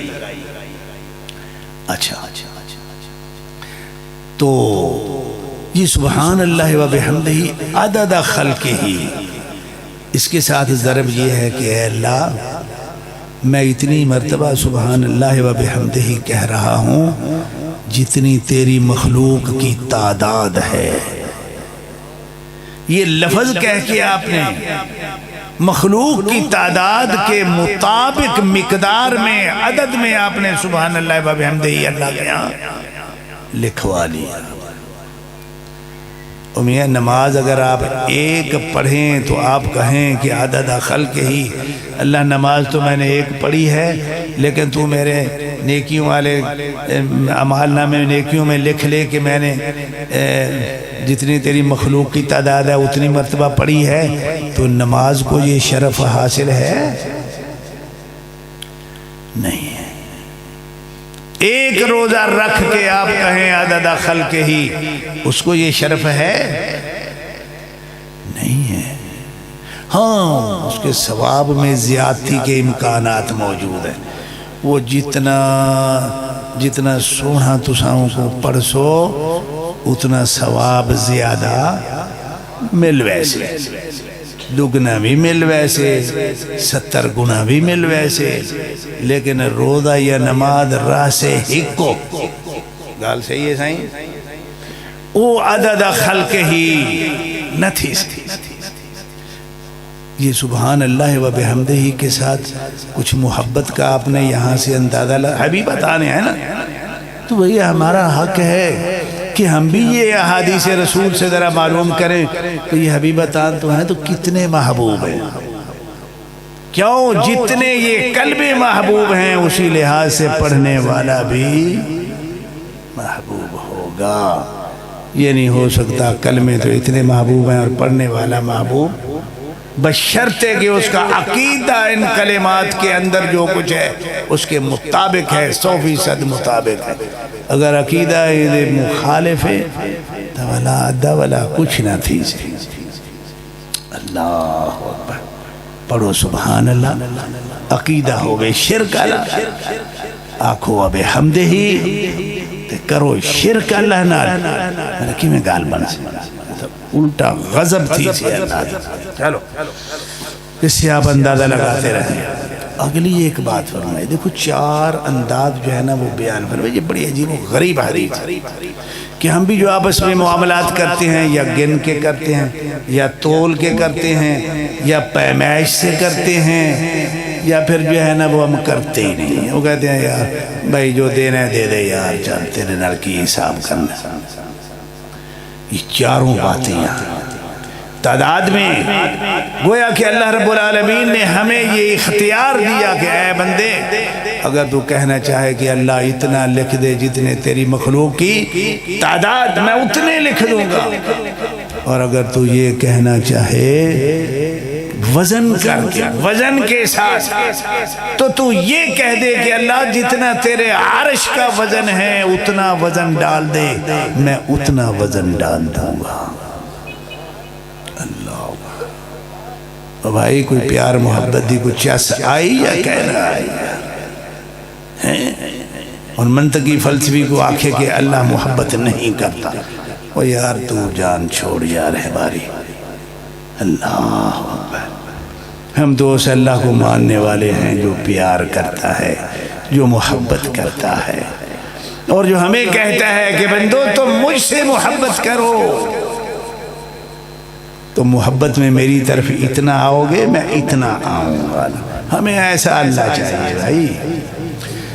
اگلا مسئلہ یہ وَمِدَادَ كَلِمَاتِهِ، اور بندے اگر تو یہ کہے کہ اللہ جتنی سمندروں کی سیاہی سے تیرے کلمے لکھنے پہ جو سیاہی لگتی ہے اتنی سیاہی سے جتنی مرتبہ سبحان اللہ و بحمدہ لکھا جا سکتا ہے اتنا لکھ کے میرے کھاتے میں ڈال دیں، اندراج کر دیں، میں کر دوں گا۔ آیا یار ہاں مالک ہے یار، وہ جتنا بڑا ہے اس نے اتنا ہی پیار بھی اپنے ذات کے مطابق کرنا ہے، اور پھر جب غصہ اس کو آتا ہے تو پھر غصہ بھی اسی حساب سے آتا ہے۔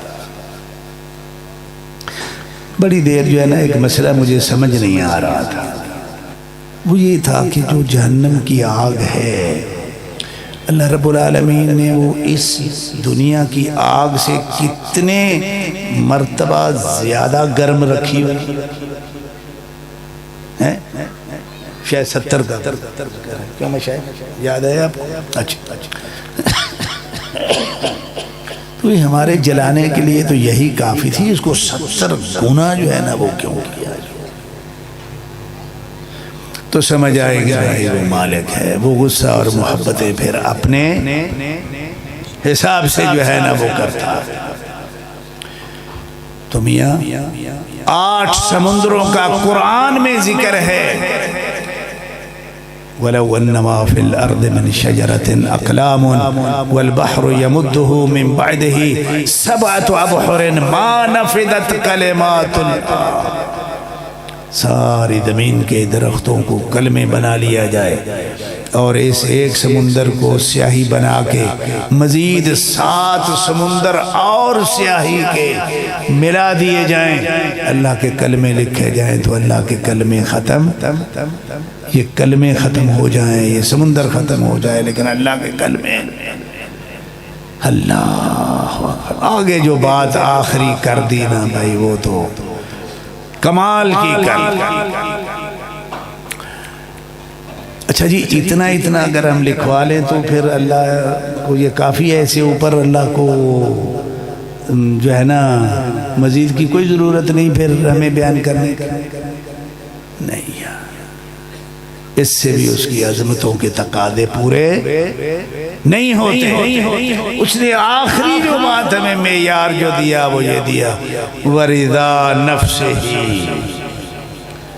کیا بندے چھوڑ دو تعداد کو بھی، وزن کو بھی، اور یہ سمندروں کی سیاہیوں کی، تو اگر مجھے یہ کہے نا کہ اللہ جتنی تعداد پہ تو راضی ہوتا ہے، جتنے پہ تو خوش ہوتا ہے، تیری رضا کی انتہا ہوتی ہے، اتنا لکھ دے، میں اتنا لکھ دوں۔ اللہ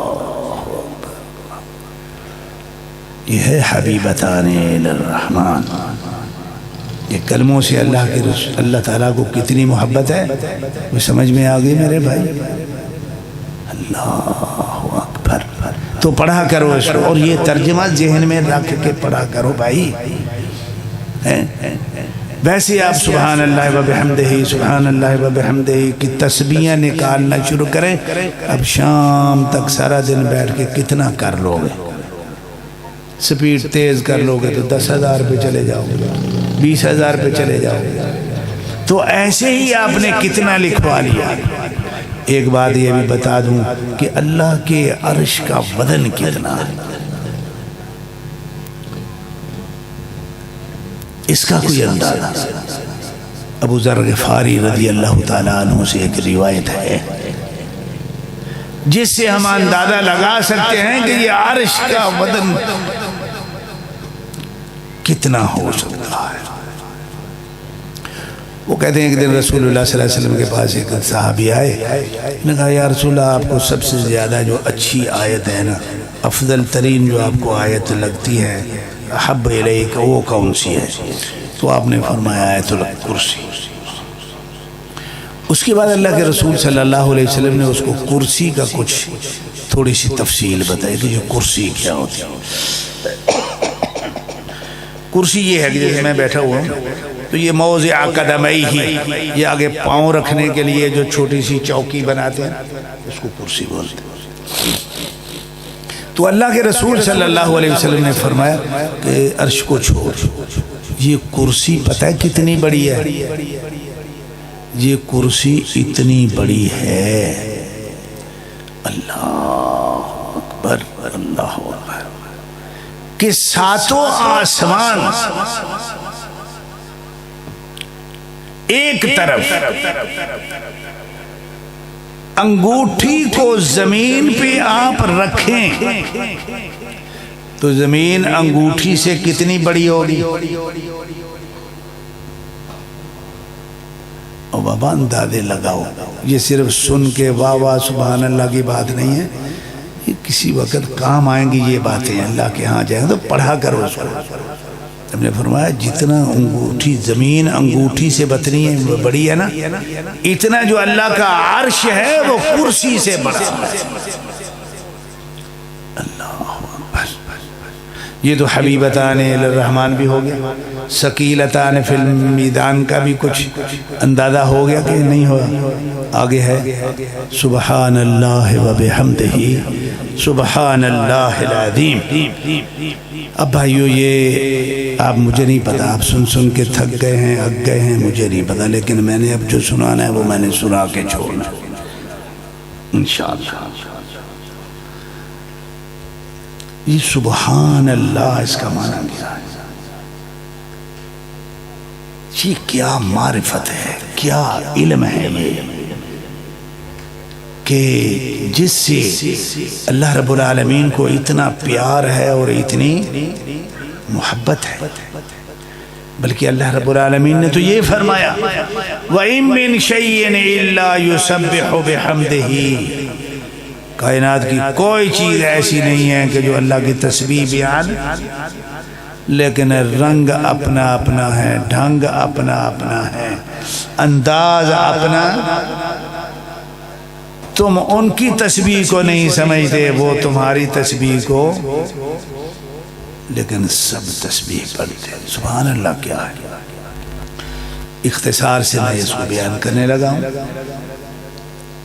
اللہ تعالیٰ نے قرآن پاک میں سبحان اللہ کے جو معنی بیان فرمائے وہ سنو۔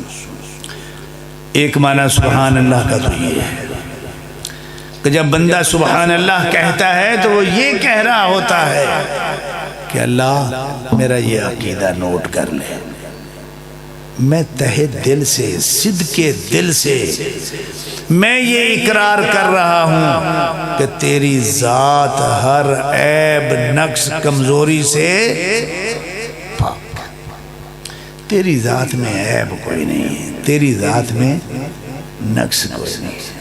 اللہ اکبر۔ سورہ الصافات کی 180 نمبر آیت، اللہ تعالیٰ نے اس میں فرمایا سبحان ربک۔ کچھ نقائص ہیں جو مشرکین اور کفار اللہ کی طرف منسوب کرتے ہیں کہ اس کی جو ہے نا بیٹیاں ہیں، ایسے ہے ویسے ہے، ان کو بیان کرنے کے بعد جو ہے وہ اللہ تعالیٰ فرماتے ہیں سبحان ربک رب العزت عما یصفون۔ اے محمد صلی اللہ علیہ وسلم، تمہارا رب جو عزت والا رب ہے وہ پاک ہے ان عیوب اور نقائص سے جو یہ مشرکین اس کی طرف منسوب کرتے ہیں۔ چلو سب سے پہلا معنی جو ہے نا وہ آپ نے یہ یاد رکھنا ہے کہ اللہ کی ذات میں عیب کوئی نہیں ہے، اللہ کی ذات میں نقص کوئی نہیں ہے۔ اور وہ بھائی بھی ذرا غور کر لیں کہ جو غوث اعظم کو اتنا بڑھا دیتے ہیں کہ اللہ چھوٹا ہو گیا، اور غوث اعظم بڑا دکھ ہوتا ہے یار، بڑی تکلیف ہوتی ہے اللہ رب العالمین کی۔ وہ ایک قصہ آپ نے سنا ہوا ہے، وہ پیر عبد القادر جیلانی کا رحمت اللہ علیہ، وہ ایک دھوبن تھی، اس کا بچہ مر گیا، وہ رو رہی تھی، آپ گزرے، آپ نے پوچھا تینوں کیوں ہے مائی، کیوں ہے؟ نے کہا جی میرا تو بچہ جو ہے نا وہ فوت ہو گیا۔ نے کہا چل تو کھلو میں تینوں ہنے لے آ دینا۔ وہ گئے اور اسرائیل سے جو ہے نا وہ چھین کے جو ہے نا وہ لے آئے اور انہوں دے دیتا۔ اسرائیل جو ہے وہ اللہ کے پاس گئے، بھائی یہ بہت ہی دل پہ پتھر رکھ کے میں یہ باتیں کر رہا ہوں، یہ کفر ہے۔ تو چونکہ وہ نقل کفر نباشت، لیکن پھر بھی ہماری غیرت ایمانی برداشت نہیں کرتی کہ ہم اپنی زبان سے ان کے انال، لیکن تو انو کو سمجھانا تو ہے داتو سا والا سمجھ دیتا کہہ نہیں وے سمجھاون کی تے میں ڈاڈا اوکھا تھی کہ میں یہ بیان کریں دا پہ۔ تو انہیں کیا کیا اسرائیل جو ہیں وہ چلے گئے اللہ کے پاس، اللہ آئے میرے اللہ، اللہ تیرا حوصلہ ہے، اس طرح کی باتیں سن کے جو ہے وہ زمین کو تہز نیز تو نہیں کر دیتا۔ کہ اللہ نے کہا ہوئے چپ کر جاؤ، بندہ دوبارہ آ گیا نا، جڑے پہلے ایسی بندے مارے نے وہ سارے چھڑنے پہ جانے نے۔ اللہ اکبر، اللہ اکبر۔ بھئی اللہ اس سے بڑی اور کمزوری، نقص اور عیب آپ اللہ کے کھاتے میں کیا ڈالیں گے آپ کہ مخلوق میں سے ایک آدمی کو آپ نے اللہ سے بھی بڑا جو ہے نا وہ زبردست بنا کے رکھ دیا۔ اللہ تو بھائی اللہ تعالیٰ نے فرمایا سبحان ربک رب العزت عما یصفون، یہ عقیدہ ذہن میں بٹھاؤ کہ اللہ کی ذات ہر عیب سے، نقص سے اور کمزوری سے پاک ہے۔ اور بھی آیات ہے لیکن میں ذرا اختصار سے بات لمبی نہ ہو جائے، اور بھی مشائخ خطبہ تشریف فرما ہے۔ دوسرا معنی سبحان اللہ کا یہ ہے کہ اے اللہ تعالیٰ میں یقین کے ساتھ، شک کے ساتھ بھی نہیں، تردد کے ساتھ بھی نہیں، پورے یقین واثق کے ساتھ میں یہ اقرار کر رہا ہوں، شہادت دے رہا ہوں، اور میری شہادت کو لکھ لے، تو بھی لکھ لے، فرشتے بھی جان لے کہ میرا یہ عقیدہ ہے کہ یہ ساری کائنات اس کو بنانے میں بھی، نظام کائنات بنانے میں بھی اور چلانے میں بھی تو ہر شریک کی شراکت سے پاک ہے۔ یہ سبحان اللہ کا دوسرا معنی۔ یہ ایک معنی اگر آپ کہیں دماغ کی کھوپڑی میں یہاں کہیں بٹھا لینا تو آپ شرک نہیں کر سکتے۔ آپ اللہ اکبر۔ اس کے بارے میں، اس معنی کے بارے میں اللہ تعالیٰ نے قرآن پاک میں 3 آیتیں بیان فرمائیں، میں ایک پڑھ دیتا ہوں آپ کو۔ فرمایا سورہ انبیاء کی 22 نمبر آیت میں پڑھ دیتا ہوں، لو کان فیہما آلہۃ الا اللہ لفسدتا۔ اللہ تعالیٰ جو ہے نا وہ دلیل سے ہمیں سمجھا رہے ہیں، دلیل دے کے، لیکن ہم نے یہ دلیلیں مانی۔ اے اللہ کے بندو، ہم میں تو وہ غیرت ہی نہیں آئی کہ ہم اللہ کو، میں ایک قصہ آپ کو سنا دوں۔ امام عبد الملک ابن قریب الاسمعی بہت بڑے لغوی ہے، وہ عرب قبائل میں جو ہے نا وہ چکر لگاتے رہتے، ان سے جو ہے نا وہ لغت کہ وہ یہ لفظ کیسے بولتے ہیں، اس کو کیسے معنی لیتے ہیں، تو وہ بیان کرتے۔ میں ایک گاؤں میں تھا تو مسجد میں جو ہے نا وہ بچے پڑھا رہا تھا، تو ایک ڈاکو آیا میرے پاس، بدو، میرے پاس ایک نئی چادر تھی، اس نے مجھے معنی خیز نظروں سے جو دیکھا تو میں نے بھی سمجھ لیا کہ یہ نیت صحیح کہنی۔ اچھا بہرحال وہ مجھے کہتا ہے ہاں بھائی تم یہاں پہلے نہیں کبھی تم میں دیکھا، کیا کر رہے ہو؟ تو میں نے کہا جی میں یہ بچوں کو پڑھا رہا ہوں۔ کیا پڑھا رہے ہو؟ اللہ کا کلام پڑھا رہا۔ وہ کہتا ہے کہ اللہ بولتا ہے؟ اللہ۔ تو میں نے کہا ہاں بولتا ہے، اس کی کلام ہے۔ تو وہ کہتے ہیں کہ انشدنی بیتا منہ، چلو اللہ کی کلام سے پھر ایک شعر سناؤ۔ وہ بدو لوگ تھے، ان کے پاس کلام کا سب سے بڑا جو ذریعہ وہ شعر و شاعری، بلاغت، فصاحت، اور اسی میں جو ہے نا وہ بڑے مگن رہتے ہیں۔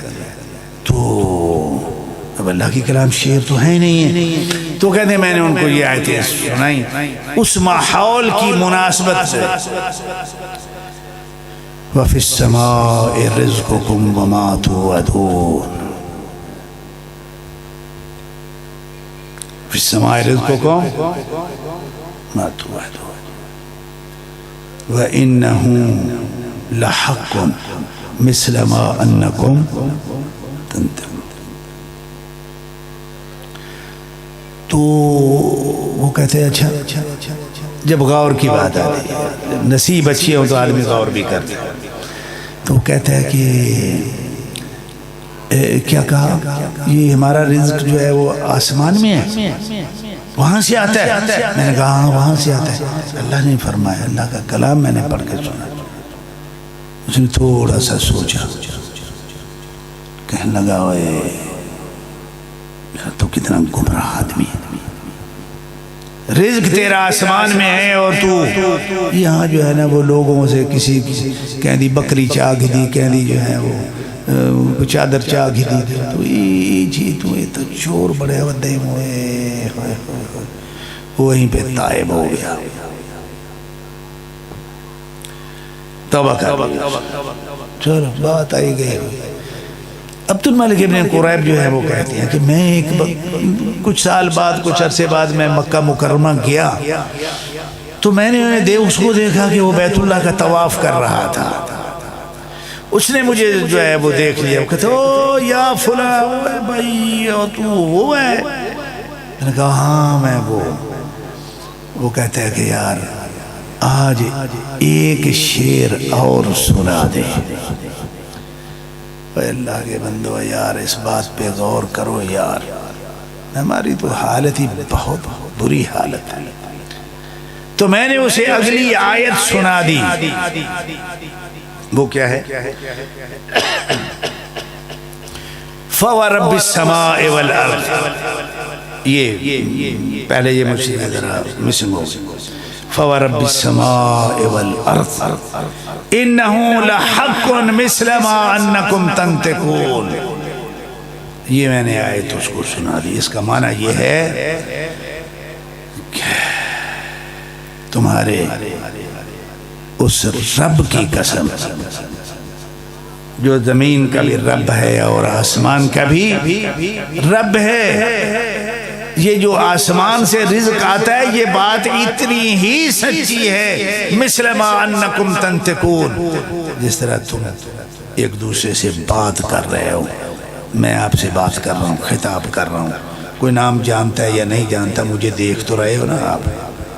اب اس کو جھٹلاؤ گے کیسے؟ کوئی آدمی یہ کہہ سکتا نہیں یہاں کوئی بندہ نہیں بیٹھا ہوا اور کوئی نہیں بات کر رہا، کوئی نہیں سنا رہا، کوئی نہیں سن رہا، کہہ سکتے ہو؟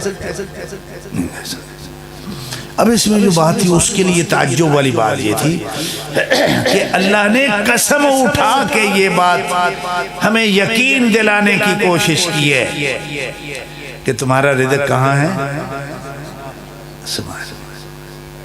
اب وہ اس نے جب یہ آیت سنی اس بندے کو ایک غیرت آئی. اللہ اکبر. وہ کہتے ہیں وہ یار ہم اتنے ذلیل ہیں، ہم اتنے گھٹیا ہیں، ہم اتنے گئے گزرے ہیں کہ ہمیں کوئی بات، اللہ بھی ہمیں کوئی بات قسمیں اٹھا کے جو ہے وہ بتا رہا ہے کہ اس کو قسمیں اٹھانی پڑیں ہمیں سمجھانے کے لیے. یار ہم اتنے گرے ہوئے لوگ. اللہ اکبر.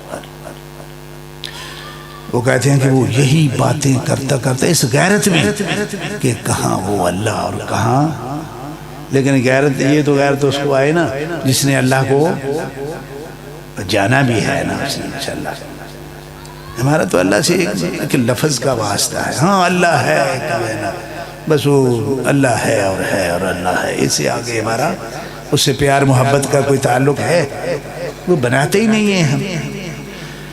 کہتے یہ باتیں کرتا کرتا ہی ہے نا وہ وہیں پہ فوت ہو گیا. اس غیرت اتنی کھائی. اللہ اکبر. تو بھائیو یہ اللہ تعالیٰ جو ہے نا ان آیات لو کان فیہما آلہۃ الا اللہ لفسدتا، اللہ تعالیٰ نے فرما دیا کہ اگر میں اللہ کے علاوہ بھی کوئی الہ ہوتا تو یہ زمین رہتی نہ آسمان رہتا. آگے فرمایا فسبحان اللہ.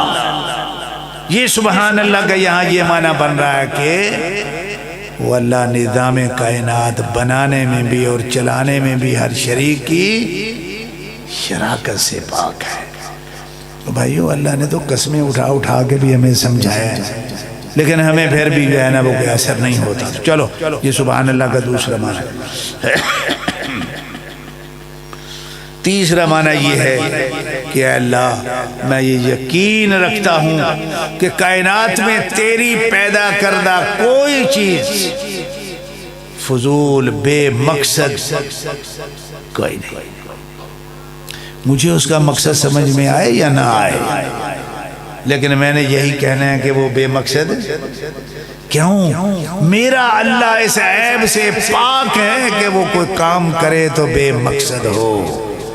یہ فضولیات سے میرے اللہ کی ذات پاک ہے. آیت ہے سورہ آل عمران کی. اللہ تعالیٰ نے اپنے بندوں کا ذکر کرنے کے بعد فرمایا الذین یذکرون اللہ، وہ اللہ کو یاد کرتے ہیں قیاما وقعودا وعلی جنوبہم، کھڑے بھی بیٹھے بھی لیٹے بھی، وَيَتَفَكَّرُونَ فِي خَلْقِ السَّمَاوَاتِ وَالْأَرْضِ، اور ساتھ وہ سوچتے رہتے اللہ ماشاءاللہ. اب رات کو باہر سوئے ہوئے ہیں، آسمان جو ہے نا وہ چمک رہا ہے، وہ سوچتے ہیں ماشاءاللہ اللہ تو نے یہ چاند کتنا اچھا خوبصورت پیدا کیا، اللہ تو نے ستارے کیسے پیارا پیدا کیا. دن میں جانوروں کو دیکھتے ہیں تو اس میں جو ہے وہ دیکھ دیکھ کے جو ہے نا وہ سوچتے رہتے ہیں. اور کہتے کیا ہیں آخر کہتے کیا ہیں؟ جو مومن ہیں جو اللہ والے ہیں نا وہ کیا کہتے ہیں، اور جو منطقی فلسفی ہے نا وہ کیا کہتے ہیں، یہ علم الکلام والے کیا کہتے ہیں.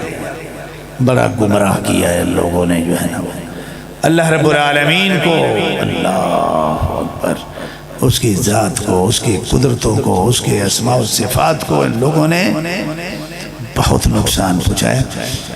مجھے بات بھول نہ جائے، اللہ کے رسول صلی اللہ علیہ وسلم کی ایک حدیث ہے، آپ نے فرمایا کہ اللہ تعالیٰ کے 99 نام ایسے ہیں کہ جس آدمی نے جو ہے نا وہ یاد بھی کر لی، اس کے معنی کے مطابق ایمان بھی رکھ لیا، دخل الجنہ. کتنے نام؟ یہ منطقی فلسفی، یہ اشعری، ماتریدی، معتزلی، جہمی، یہ سارے طبقے اللہ کی 7 صفتیں مانتے ہیں، 92 صفتیں انہوں نے جو ہے نا وہ گول کر دی ہیں، غائب کر دی.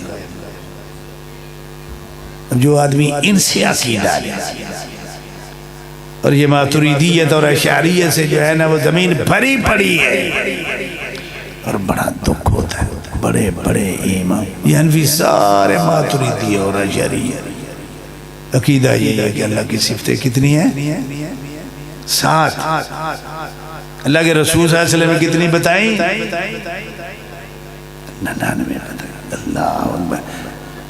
بلا ہم کیڑے رب کو منے سو ادا 99 والے کو یا 7 والے کو؟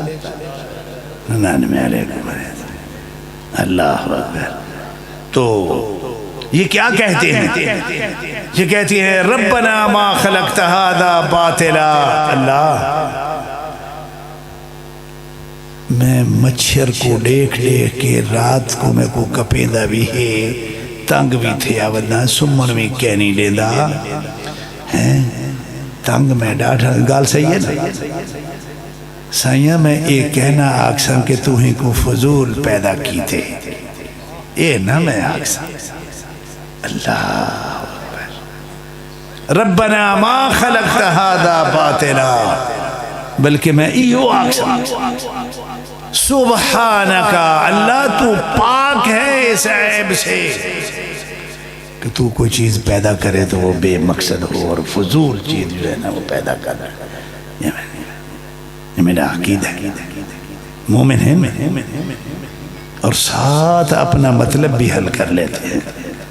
فقنا عذاب النار، اللہ میں کو جہنم دی آگ کنوں میں کو محفوظ کر کے.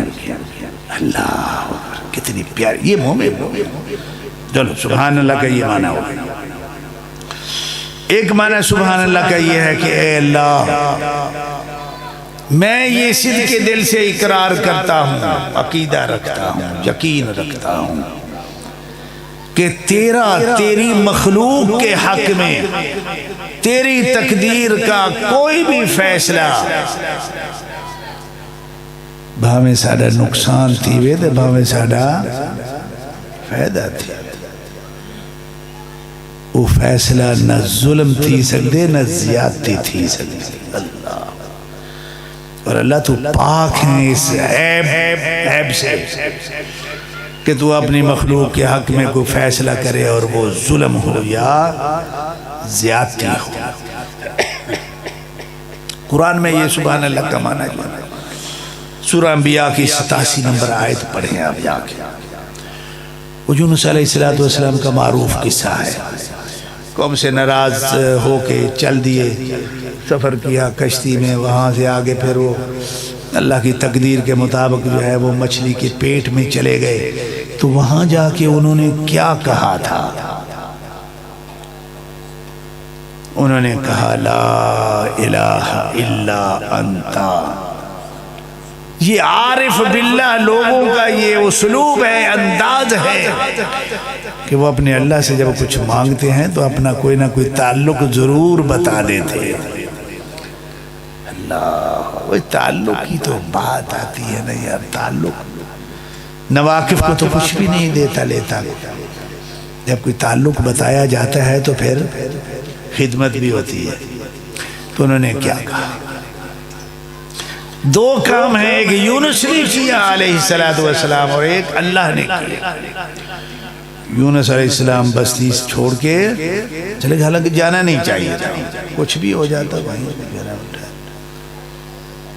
اور دوسرا کام اللہ نے یہ کیا کہ ان کو کہاں پہنچا دیا؟ مچھلی کے پیٹ میں پہنچا دیا. اب وہاں پہنچنے کے بعد یونس علیہ السلام کیا کہہ رہے ہیں؟ کہتے ہیں لا الہ الا انتا. اللہ، پہلے تو میں یہ بتاؤں گا کہ تیرا میرا رشتہ ایک ہے. وہ یہ ہے کہ میرا الہ تو ہے، میرا مشکل کشا تو ہے، میرا حاجت روا تو ہے. یہ الہ کے معنی ہیں یہ. اور تابعداری کے لائق تو ہے. یہ تیرا میرا رشتہ ہے. مجھ سے غلطی ہو گئی، تو نے مچھلی کے پیٹ میں پہنچا دیا. سبحانکا، تو نے میرے ساتھ ظلم نہیں کیا، زیادتی نہیں کی. انی کنت من الظالمین، ظلم اور زیادتی ہوا ہے تو مجھ سے ہوا ہے. اللہ یار، ایمان والوں سے پوچھو کہ جب وہ اس طرح کی آیات کا اس طرح کا ترجمہ کرتے ہیں تو ان کو سرور، سکون، روحانیت، لذت کتنی جو ہے وہ محسوس ہوتی ہے. تو یہاں پہ سبحانک کا معنی کیا ہے؟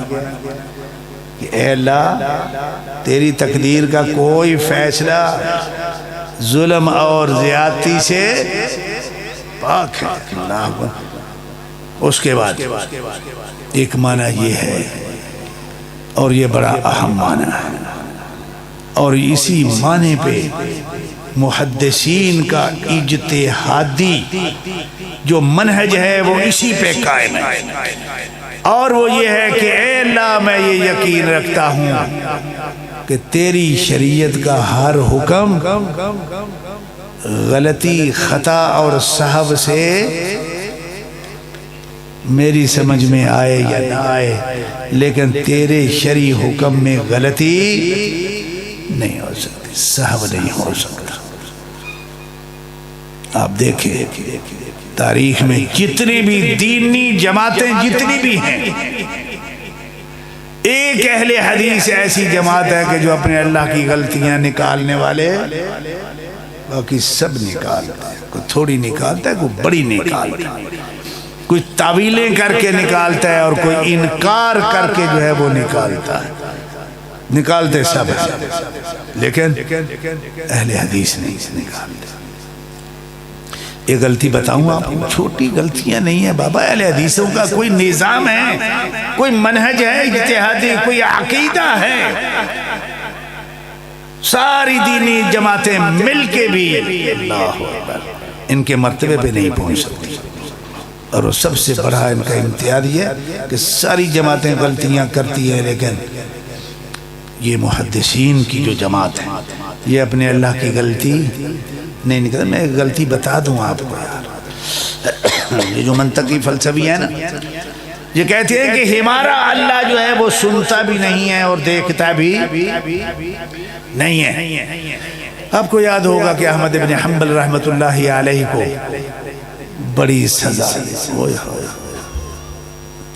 بڑی ماریں، بڑے مناظرے. سارے مناظرے کرنے والے وہی لوگ تھے جو جہمی بھی تھے عقیدے میں، اور فقہ میں جو ہے نا وہ حنفی تھے. اللہ اکبر. اور مسئلہ یہ تھا کہ یہ قرآن جو ہے نا یہ مخلوق ہے اور یہ وہ ادھر ادھر. انہی فتنے کے بڑوں میں سے ایک جس کا نام ہے احمد ابن ابی دواد، وہ خلیفہ اس کی جو ہے نا وہ اس کے چنگل میں پھنسا ہوا تھا. اس نے ایک مرتبہ خلیفہ نے یہ کہا، ہائے ہائے اللہ کی غلطیاں نکل رہی ہیں.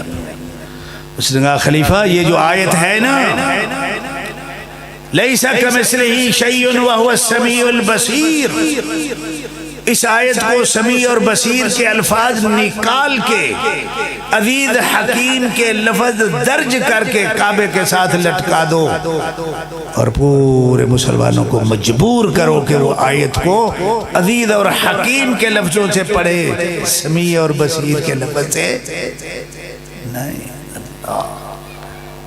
وہ غلطی نکالنے والوں نے نکالی نا اللہ کی غلطیاں. یہ بذات خود ایک بڑا لمبا جو ہے وہ معاملہ ہے، بڑی لمبی داستان ہے یہ. تو اہل حدیث کیا کرتے ہیں؟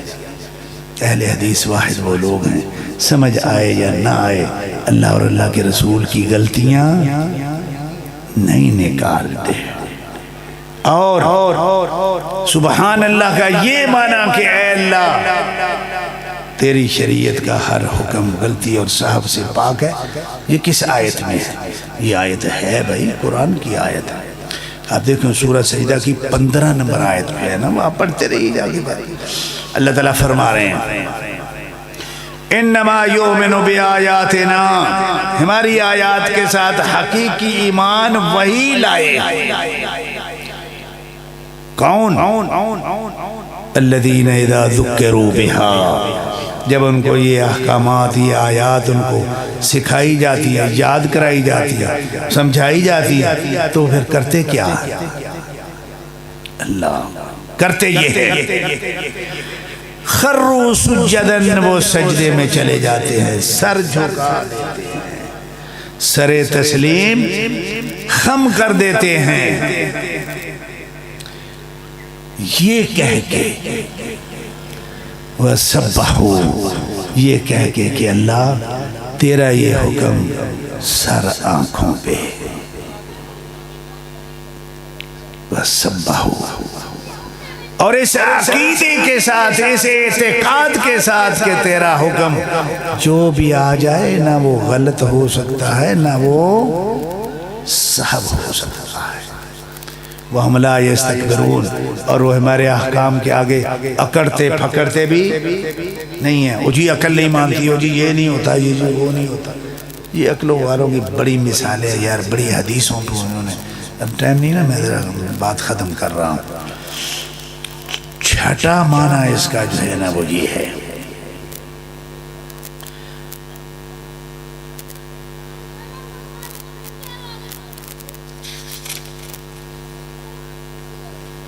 کہ اے اللہ تو اس عیب سے پاک ہے کہ تجھے یہ پتہ نہ ہو کہ تیری مخلوق میں سے کہ کون کون ضرورت مند ہے اور تجھے پتہ ہی کوئی نہیں. یہ عیب ہے یا نہیں ہے؟ بہت بڑا عیب ہے، بہت بڑا عیب ہے. اور یہ جو لوگ کہتے ہیں وہ جی ہم ان کو اللہ نہیں مانتے، ان کو رب نہیں ہم مانتے، ہم انہیں بتاتے ہیں، یہ آگے بتاتے ہیں. اللہ میاں اتنی سی بات تو نے کفر کا کتنا لمبا سفر جو ہے وہ طے کر دیا تو ہے. اللہ تعالیٰ نے ان لوگوں کا تذکرہ کیا قرآن پاک میں. فرمایا سورہ یونس کی 18 نمبر آیت، وَيَعْبُدُونَ مِن دُونِ اللَّهِ مَا لَا يَضُرُّهُمْ وَلَا يَنْفَعُهُمْ، ان لوگوں کی عبادت کرتے ہیں، ان کے سامنے اپنی حاجات جا کے رکھتے ہیں جو نہ نفع کے مالک ہیں اور نہ نقصان کے مالک ہیں. اور کہتے کیا؟ عقیدہ کیا ہوتا ہے؟ کس عقیدے کے ساتھ، کس عقیدت کے ساتھ یہ ایسا کرتے ہیں؟ کہتے یہ ہیں ہؤلاء شفعاؤنا عند اللہ. بھائی ہم ان کو اللہ نہیں کہتے بلکہ ہم کیا کہتے ہیں کہ یہ اللہ کے ہاں ہمارے سفارشی ہے. اللہ رب العالمین نے اس عقیدے کا جواب کیا دیا؟ وہ جواب سننے والا ہے اور اپنی بیماریاں دور کرنے کی ضرورت ہے. فرمایا قل اے نبی محمد صلی اللہ علیہ وسلم ان سے پوچھو، ان سے کہو اتنبئون اللہ بما لا یعلم فی السماوات ولا فی الارض. یہ شفعاؤنا عند اللہ جو ہیں یہ تم اس مقصد کے لیے ان کو استعمال کرتے ہو کہ اللہ کو زمین و آسمان میں کچھ چیزوں کا علم ہی نہیں ہے اور یہ یاد دہانی کراتے ہیں. اللہ بات سمجھ میں آئی بھائیو کہ یہ اللہ کو کیا کرتے ہیں؟ یاد دہانی کراتے ہیں. یہ عقیدہ ہے تمہارا. آگے فرمائے سبحانہ. یہ سبحان ہر آیت ہر معنی کے ساتھ وہاں سبحان اللہ کی ایک مطابقت ہے. اللہ فرما رہے ہیں سبحانہ تمہارا اللہ اس عیب سے پاک ہے کہ اس کی مخلوق میں سے کوئی ضرورت مند ہو اور اللہ کو پتہ ہی نہ ہو، بلکہ کچھ ضرورت اس امر کی ہو کہ اللہ کو یاد کرانے کے لیے بھی کچھ ساتھ بندے رکھنے پڑے. اللہ اس عیب سے پاک ہے. وتعالی عما یشرکون. اللہ جو ہے شرک سے پاک ہے. بھائی سبحان اللہ کے معنی میں مختصر آپ کو بتا دوں تھوڑا سا، اتنے منو پتہ تو یاد کو نہیں رہنا. آپ جب سبحان اللہ کہیں نا تو آپ یہ کہہ لیا کیجیے اے اللہ. پنجابی میں اگر کہیں تو یہ کہو کہ اے اللہ تو آپ بھی بڑا سونا، تیرے کام بھی رج کے سونا. بھائی اتنا تو معنی دین میں رکھ لیں گے نا آپ. جب آپ نے یہ کہہ دیا کہ آپ بھی بڑا سونا کم بھی رج کے سونے تو عیوب نقائص یہ ساری تفصیلات کا وہ سونا تو تبھی بنے گا نا جب نقائص میں سے کوئی ہوگا. چلو اتنا یاد کر لیں گے. سرح کی تو آپ بنا گی نا بابا. چلو اتنا معنی یاد کر لینا. اس کے بعد ایک جو ہے نا آگے دو لفظ رہ گئے ہیں وہ میں اس کی وضاحت کر دوں ذرا. وہ ہے سبحان اللہ وبحمدہ. یہ وبحمدہ کیا چیز ہے؟ وبحمدہ جو ہے یہ یار کو صحیح طرح بنایا کرو. وبحمدہ کا معنی یہ ہے، الحمدللہ کا معنی یہ ہے کہ اے اللہ میں یہ اعتراف کرتا ہوں کہ مجھ پہ جتنی بھی نعمتیں ہیں وہ ساری کی ساری صرف تو نے عطا فرمائی ہے، کسی اور نے. یہ الحمدللہ کا معنی. ہم اس کا معنی ترجمہ یا اللہ تیرا شکر ہے اس سے بھی کرتے ہیں. ساری تعریفیں یا اللہ تیرے لیے ہیں اس سے بھی کرتے ہیں.